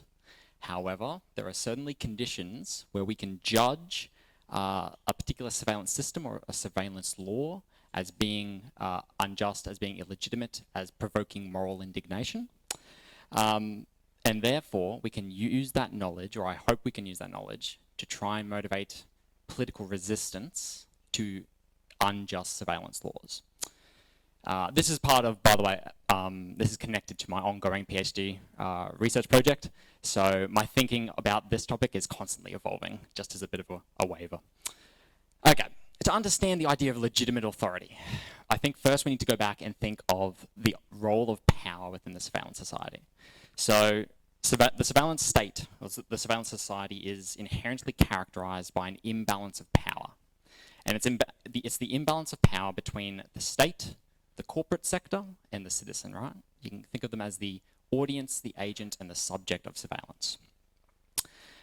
This fits quite neatly into this idea of the panopticon. If you've read any Jeremy Bentham, any Michel Foucault, you'll probably be aware of the metaphor of the panopticon, which kind of characterizes this idea that surveillance puts us all in a mental jail, right? It deters certain behaviors, and it's this complete relationship of domination between the state and the citizen. Now, more recent thinking about this idea challenges that notion that it is a complete relationship of domination. And you can see this visual model I've got up on the board. Don't worry, I'm not going to go into it in detail, but it's taken from the work of Gary Marks, and he argues that it's not just a unidirectional relationship, right? So it is bidirectional, and even the comparatively powerless have the capacity to resist the powerful, even in a surveillance society. And you can see this reflected in some of the political campaigns, some of the stuff we've been talking about tonight. Yeah, good. Some of the stuff we've been talking about tonight. And you can also see it in the quantitative measures of our use of certain technologies after specific events. So you can see here, the use of Tor skyrocketed immediately after the Snowden revelations. It's still sustained about a twofold increase since then, even though it's gone back down. You can see how search interest in virtual private networks in Australia has peaked and has sustained about a twofold interest since the introduction of mandatory metadata retention legislation. So citizens have the capacity to experience moral indignation, and that is reflected in their political action, right? But it's not enough. The imbalance of power, I don't think, is enough to provoke moral indignation, to get people to actually do something. This is kind of a theme we've had discussed throughout the night.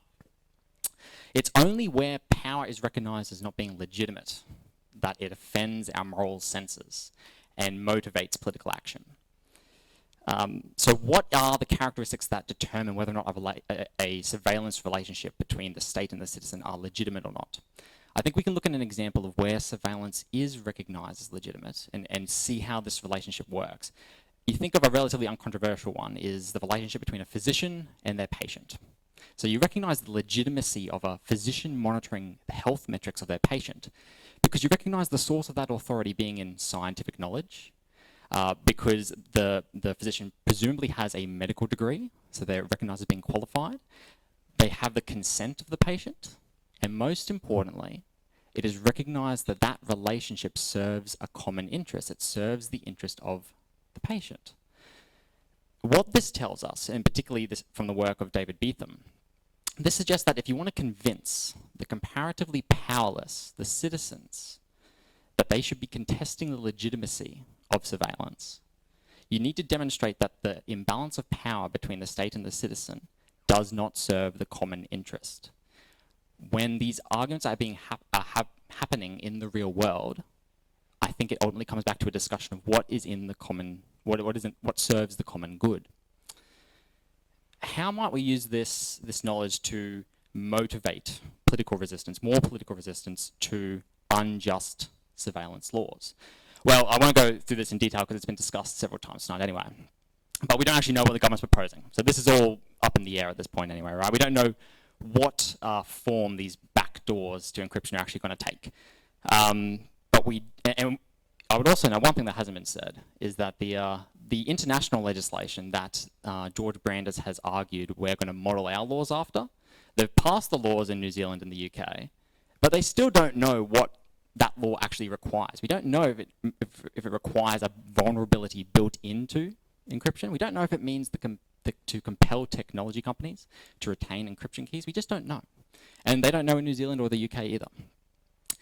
But if we're talking about motivating resistance, we can talk about two competing moral claims, right?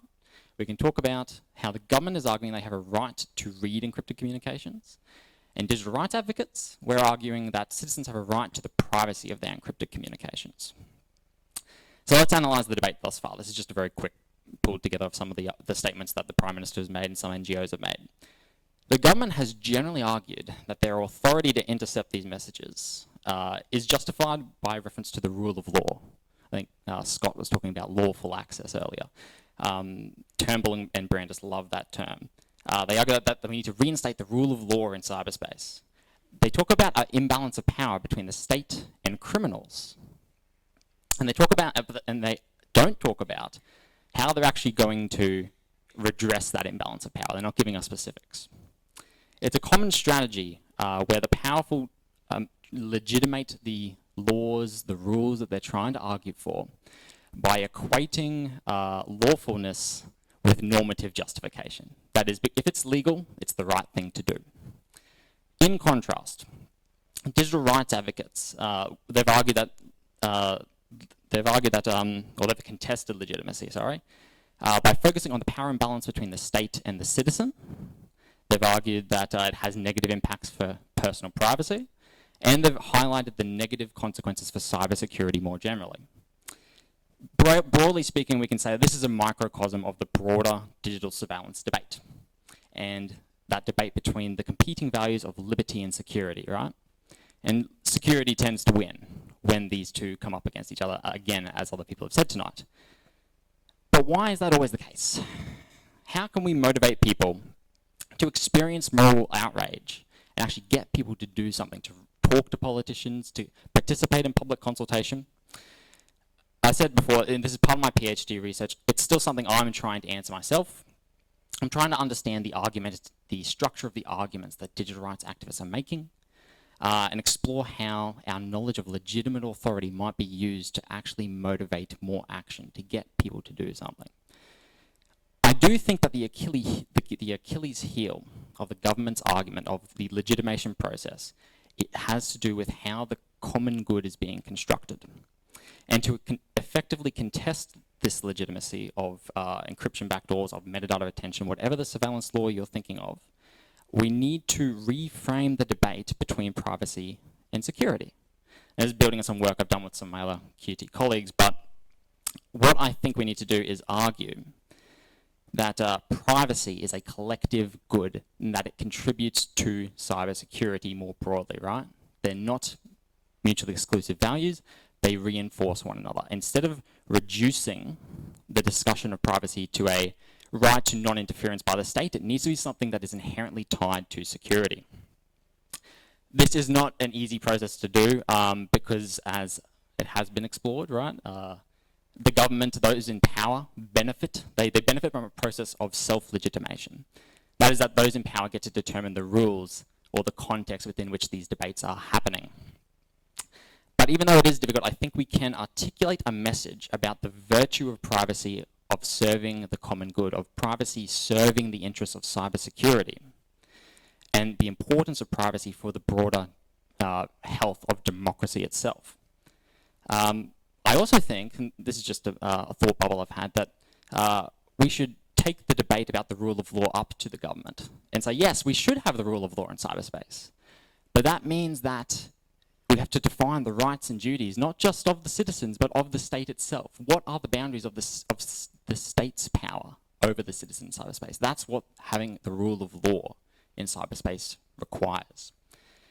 And I think that this can complement the already existing strong arguments that are being made about the negative consequences for cybersecurity of encryption backdoors in an empirical sense, that this type of policy does not serve the standards of evidence-based policy as well, which the war on mathematics, that whole movement, I think, is brilliant. So thank you for listening to me ramble for a couple of minutes. As I said, this is an ongoing project. I would like to show my PhD just a little bit. If any of you are interested in participating in a research interview to just have a discussion about your thoughts about the legitimate authority of the state in cyberspace, please contact me. Just send me an email, contact me via Twitter. I am very eager to hear other people's views on this topic as well. Thank you very much.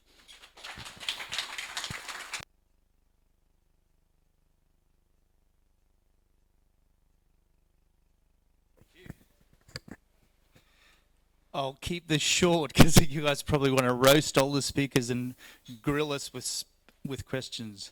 And it's getting to the witching hour and I'm falling asleep myself. I've been up since 5. Fantastic. I want to begin by thanking the Privacy Foundation and QUT, Monique, Justin, and ThoughtWorks for hosting this. I actually started the day slightly depressed with the COAG meeting, and it's quite a coincidental timing, and I'm sure you would have never in your wildest dreams thought that this was the special secret security meeting for COAG that I think is the first in Australia. But yeah, it's spooky timing. And yes, we have been in the trenches on facial recognition for 2 years, as it's been pointed out. It's not something new today. Today was slightly disconcerting because the scope creep that we've all been concerned about and it's not mentioned anywhere in the privacy impact assessment at the moment, because we're just talking about exchanging driver's licenses, not doing mass surveillance right now. We're doing the basic fundamentals, and we still have dissent on that. But frankly, it's actually a better model than has been adopted by the federal government in the past. I got the letter on the plebiscite from the ABS 2 days after the letters started going out, saying this is who we've hired, and we've done a peer. We've paid Malcolm, whom I'm sure you all know, to do a privacy impact analysis, and it's all good. It's all it's all good. So don't worry when you get your letter. That was a consultation on the plebiscite. Not good, but frankly, what they've done with driver's license is much more reassuring, and I actually think there is a bit of hysteria out there, but unfortunately that's been fueled by our politicians. And frankly, that's been discussed tonight in terms of unanimous, multi-party, if the T word is mentioned, or the P for that matter, and it started at the pedophilia and child abuse arena in this country, the erosion of rights. I'll just mention briefly a little act of parliament that's just passed recently that will break through all your encryption and tools. So we've got all these great tools that we have access to, but law enforcement, if they declare you in an area or they think you're a suspect in a pedophilia offence or a child offence, they can compel you to produce your passwords to your password keeper, the passwords to your devices, the passwords to your social media. And we're seeing that in the US now. If you want a visa, you give me your social media aliases, your passwords, everything, or you're not in. You're not coming to this country. Do you really want to go to Trump land? It's really hitting the skids. So frankly, the great success of this thing is that the event tonight, we're actually getting some good, solid debate on it and some transparency of it. And we had Right to Information week or day last week or this week, I can't remember, but we had a really good discussion on Kerry O'Brien reminding us of 30 years ago and the secret files of this state. And frankly, we're one step away. And so that the continual chipping away, as we've heard it, incremental increases in power is a real concern. And that recent terrorism bill that we passed in this country and in the state, it went by without a whimper. We made a submission, my office made a submission to the parliamentary committee. The police commissioner got half an hour before the parliamentary committee. We didn't even get called as a witness. And that's a bipartisan committee, so I'll say no more. A couple of things. I think there's a really interesting thread here in terms of economic arguments on the war on mathematics. We don't want the best brains going to some crypto tax haven-ish type entity country that sets itself up as the place where you'll do crypto because you'll do the best in the world and get the best and brightest. It'll mean we decrease our economics, but also our capability in terms of defending ourselves. So I think there's a real button there to push. Lucy, the Prime Minister's wife, should get that if the Prime Minister doesn't get that, or the Attorney General. I guess the other couple of points I'll just quickly make, there's the de-identification flip side of this too. De-identification is becoming more difficult. The Federal Commission has just produced a guideline on doing that. With quantum computing and all the data that's amassed, I think it's becoming a real issue with open data and data that's derived from many personal sources. And for research, and as research and academics, I think we need to be concerned. The reporter on privacy, Joe Contanacci and David Watts, the former Victorian Privacy Commissioner, are working on this piece right now. But I do think it's a thing that we need to pay attention to on the flip side in terms of how, can we use homomorphic encryption to de-identify and do proper research? Because the data that's out there actually can be used for fantastically good ethical purposes. And we can't stop that. So we need to support it and continue the debate on that front as well. Finally, yeah, I think I might turn over to the public and the audience for discussion.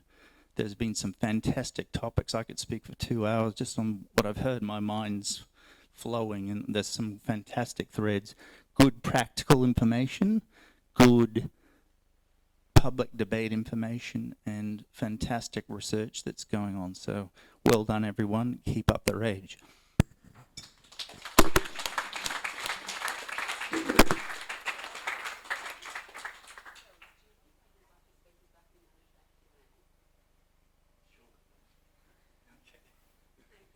Can all the speakers come back up, and we'll pass the mic around and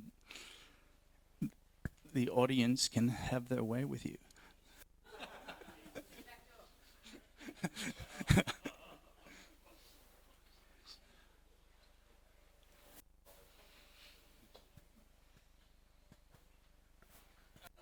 Can I kick this off with a question? It was raised earlier that there was no excuse for politicians not understanding what they're trying to legislate about. But I was kind of thinking about that and wondering if maybe a politician that knows exactly what he's legislating about might be an even scarier prospect. So, would you rather have Zuckerberg or Trump?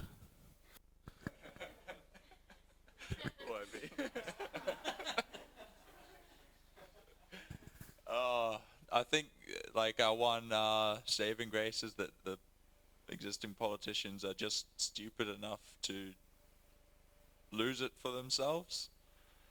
So I'd rather have Trump than Zuckerberg. If you had someone who knew what they were talking about, we wouldn't be having this discussion at all. Like if politicians listened to technologists, if they asked for technologists' opinion and genuinely listened, I don't think we'd be having this discussion. We could talk about other things. It's a pretty tough question. Actually, I can't answer it. I have a little bit really the opinion. I'm very tool oriented, very maths oriented, and I just think that no matter who, Zuckerberg or Trump, the war on maths is just, I trust the maths. It's and I trust the long term. Like I have a more optimistic outlook maybe than most people. I just think the war on encryption is lost for those politicians as it is for Zuckerberg. I can't bring myself to answer Trump, so I will say Zuckerberg, but I say that with a lot of difficulty, and I agree with everything that's been said. I'd say neither. I don't think it's necessarily that they need to understand technology to any great extent, but they can't just flippantly say, I don't understand it and I'm unwilling to listen to anyone who does, which is what's going on at the moment. So yeah, but I wouldn't pick either of those two, that's for sure. It's a crappy choice, isn't it? No, my thoughts on that are, if you're going to force me to choose AOB, I'll choose Trump, only because he's more useful in provoking a backlash. Quite seriously, he's a good organizing platform. And I know a lot of people are getting hurt, and I'm a white guy on the other side of the world who's not his target market for people to hurt, but a lot of people are suffering under that regime if we don't make good use of the fact that Empire has its mask off at the moment and campaign. You're just going to get you'll get a Zuckerberg or you'll get a Clinton, quite frankly, who will keep up with the drone strikes and the attacks on encryption, but they will present much more reasonably. In the Australian context, and somebody's posted an article on this today, and I forget who it was, so I can't attribute it, but it's a little bit tongue-in-cheek, but only just, that what we're relying on at the moment is the massive technical incompetence of the Australian government to save us. Like, these people couldn't even organise a census, so how the hell are they going to orchestrate, like some of the really complex kind of things that they're taking on in this war on mathematics? And that's a terrible thing to have to fall back on. Like, we're hoping for the kind of basic incompetence behind the people that brought us the butchered NBN and census fail and robo-debt and all this other stuff. That doesn't give us a great deal of comfort, right? So I was going to try and finish off on a positive note, but it's... I think Turnbull does know something about what he's talking about, which is kind of concerning, that he is kind of mounting this war on maths, because I mean certainly before he became Prime Minister he was known as being the more kind of tech savvy person in the Liberal Party, and also the more kind of actually liberal person in the Liberal Party, and he's turned out to be neither, so I think that's very disappointing.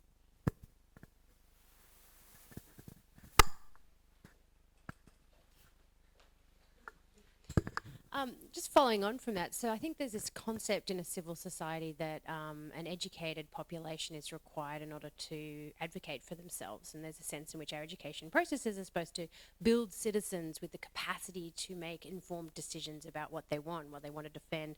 And it strikes me that in these conversations, the degree of both technical knowledge and also knowledge about these abstract principles about privacy, which have up until now, I guess, not had such a direct assault in everyone's day-to-day life, potentially, I don't know, because I'm trying to think of the physical equivalences of like trying to lock one's house in the physical world, and traditional fences and traditional property rights, and the sorts of ways that people have tried to defend their own privacy and the curtains in their houses, and that's protected criminals in their speed making as much as it's protected people having a private moment in the bathroom. So I just interested in the panel's thoughts from an education perspective is what could we do in education to try and improve the citizens' capacity to advocate for the sorts of rights that they perhaps are due? I don't know if we actually need to go through everyone because we'll be here forever. But given that I've got the microphone, I'll just talk. I think that there is increasingly acknowledgement that digital literacy is very important. So kind of media literacy has been a term for a long time. I think digital literacy is now kind of a lot of importance now kind of attached to that. Some of that is about sort of fake news, which is a concept that I find quite difficult in some respects. I think some things that are called fake news are not very fake, and some traditional media outlets actually have peddled fake news for a long time. But anyway, I mean, that aside, yeah, I mean, I think there's a lot more that can be done to kind of educate individuals their rights. But if I'm being cynical, that's not necessarily in the interests of government or large corporations either. Anyone else? Okay.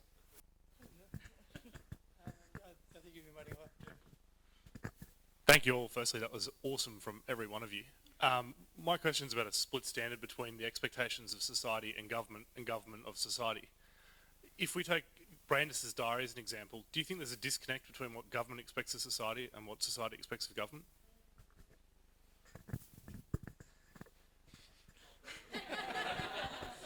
I like how all these questions would have just made great statements. Both of those last two are just excellent propositions. Yeah, I kind of fall back on this.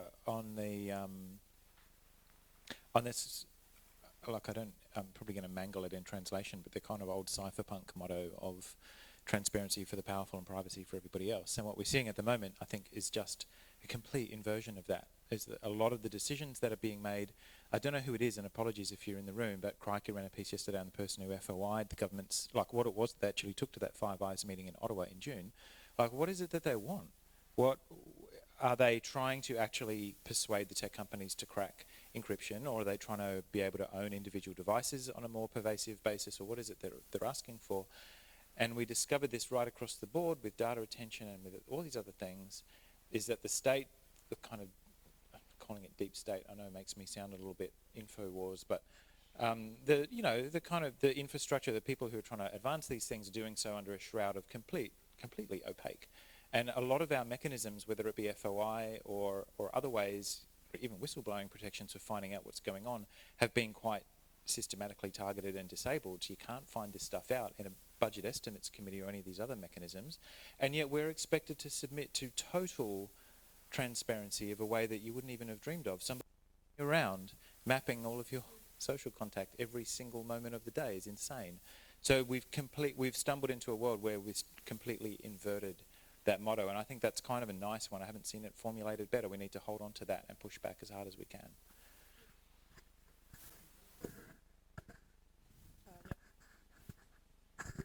My question's for Scott. Sorry. But I was particularly hoping for an insider's perspective on our ability to influence backbenchers and parliamentarians that are not the ministers, essentially. So many of us were heartened with the report of the Joint Committee on Human Rights, for example. And there's clearly parliamentarians that get these issues about data retention and other infringements on human rights. And of course, those recommendations were completely overruled by the Joint Committee on Intelligence and Security. And so I'm wondering about our tactics and our ability to influence backbenchers and other committees, and sort of, an insider's perspective on the hierarchy of those decision-making within Parliament.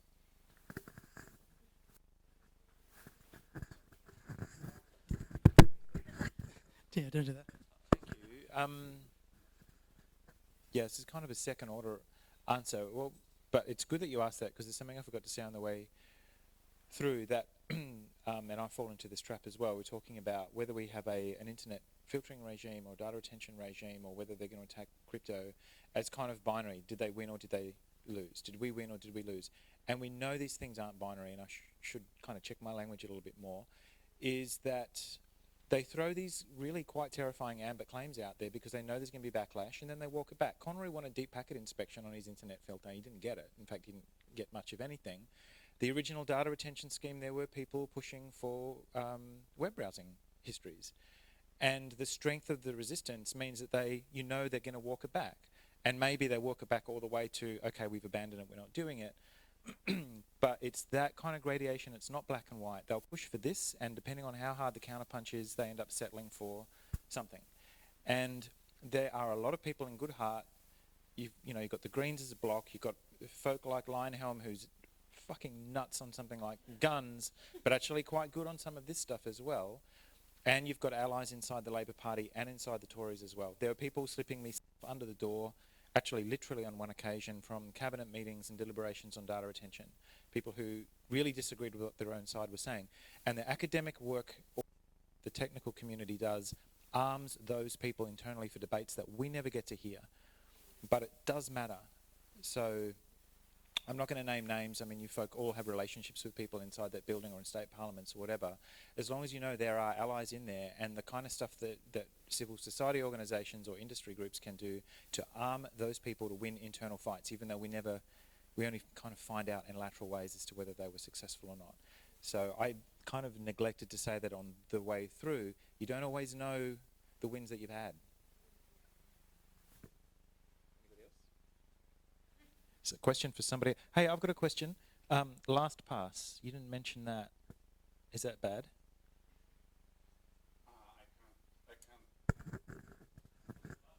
It somehow didn't make it into our recommendations, but I can't say whether it's bad or not right now. Sorry. Is it open source?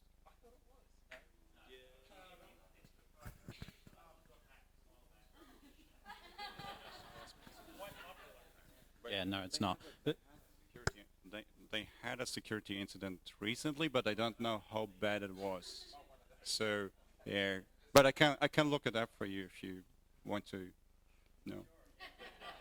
Not now. Not now. I have a follow-on question to what Scott was just saying about how often politicians roll out these massive schemas of massive. We expect that they're going to roll them back, right? So we essentially invest a whole lot of effort in fighting against something that they never really expected to get through, and so we fall back to something that is still pretty bad. I suspect that that's what's happening here. I suspect that they can't seriously believe that they can implement across all jurisdictions around the world this system of hobbling encryption. But I wonder if anyone on the panel or elsewhere in the room has any thoughts on what they're really trying to achieve. I think the government itself doesn't necessarily know. Some of the law enforcement agencies would. I think ultimately what they're expecting to get out of it is an easier way to get access to endpoints, so end devices, your phone. Now, certain enforcement agencies have access to that already anyway. If they need to, they can remotely access people's phones. It's under, I think they'd have to do it under warrant. I don't know the details of it, but by doing this, it's making it available, I guess, to state police and other enforcement agencies. But ultimately, yeah, I don't know what they're after. So ASIO needs a warrant technically to get to do the real-time surveillance at the end of the communication of the actual device. I know for certain that, I can't remember if it was Mark Phelan, the acting AFP commissioner, or George Brandis, one of them said that they, when they were arguing the case for the encryption backdoors the very first time they announced it publicly, they said that they wanted to extend the ASIO powers to the AFP. So I think you're on the money there.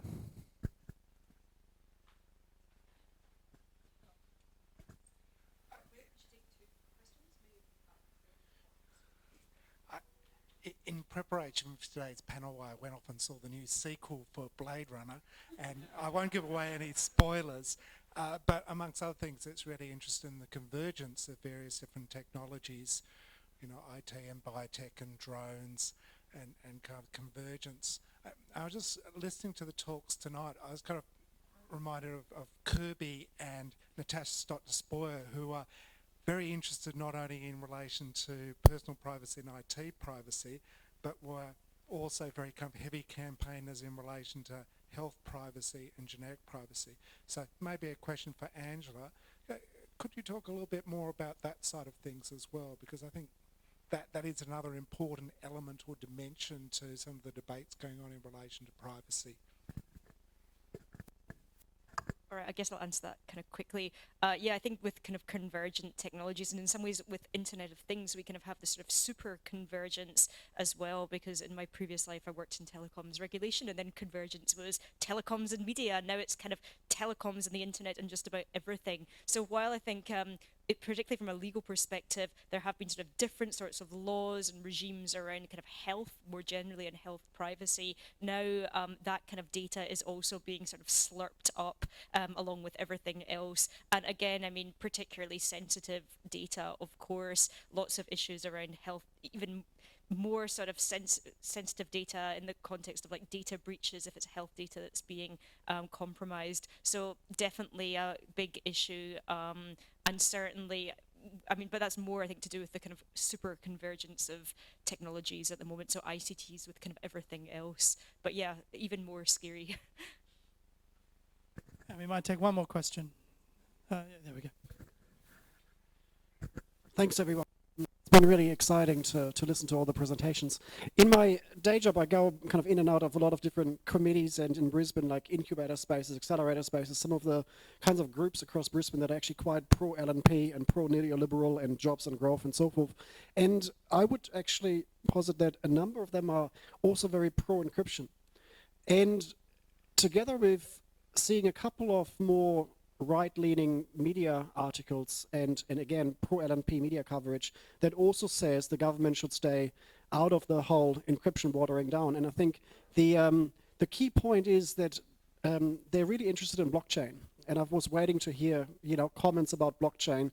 They don't care about privacy. They don't care about any of the, you know, social, ethical kind of stuff that we've been discussing for the last 3 hours. But they care about their dreams of fintech startups, and that requires encryption. So do you reckon that that might be a way to convince Malcolm Turnbull and the rest of his ugly bunch to pay attention to encryption?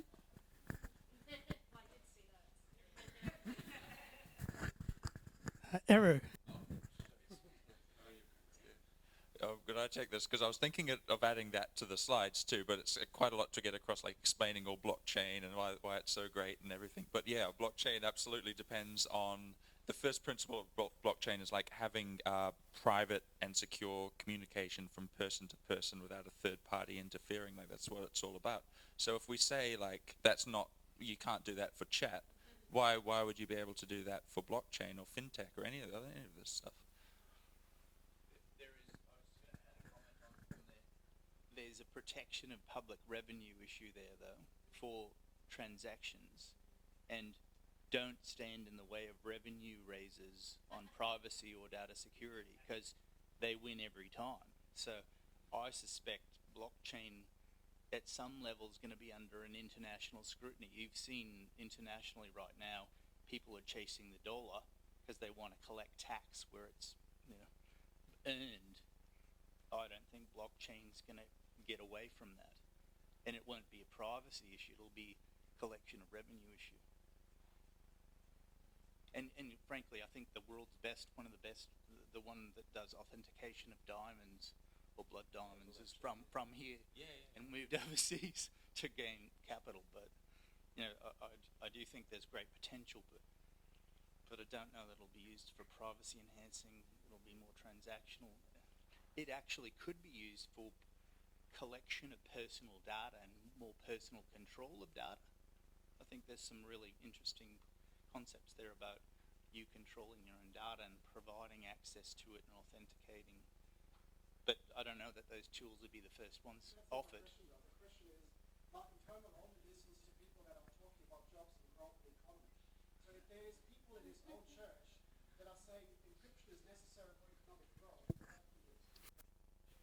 I really like that thought because it goes into a direction that I'm thinking too. It's like reframing this question of freedom against security in a way so that conservatives can agree, and to make it a bipartisan agreement. And that goes into the direction of Michael's thoughts actually in his talks, and where I think that you have to reframe the question in a form of how you see national security.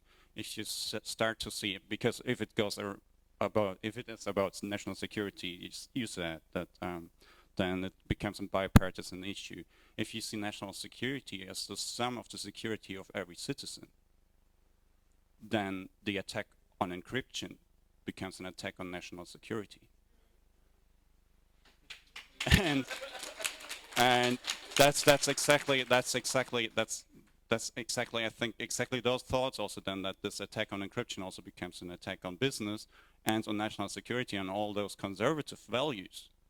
I think that's a way to win the discussion. That's also why I liked your talk pretty much. Yeah. Thank you all for coming. I'm sure the speakers will be hanging around for a few more minutes. On the behalf of ThoughtWorks, help yourself to the remaining beers and have a great night. Thank you.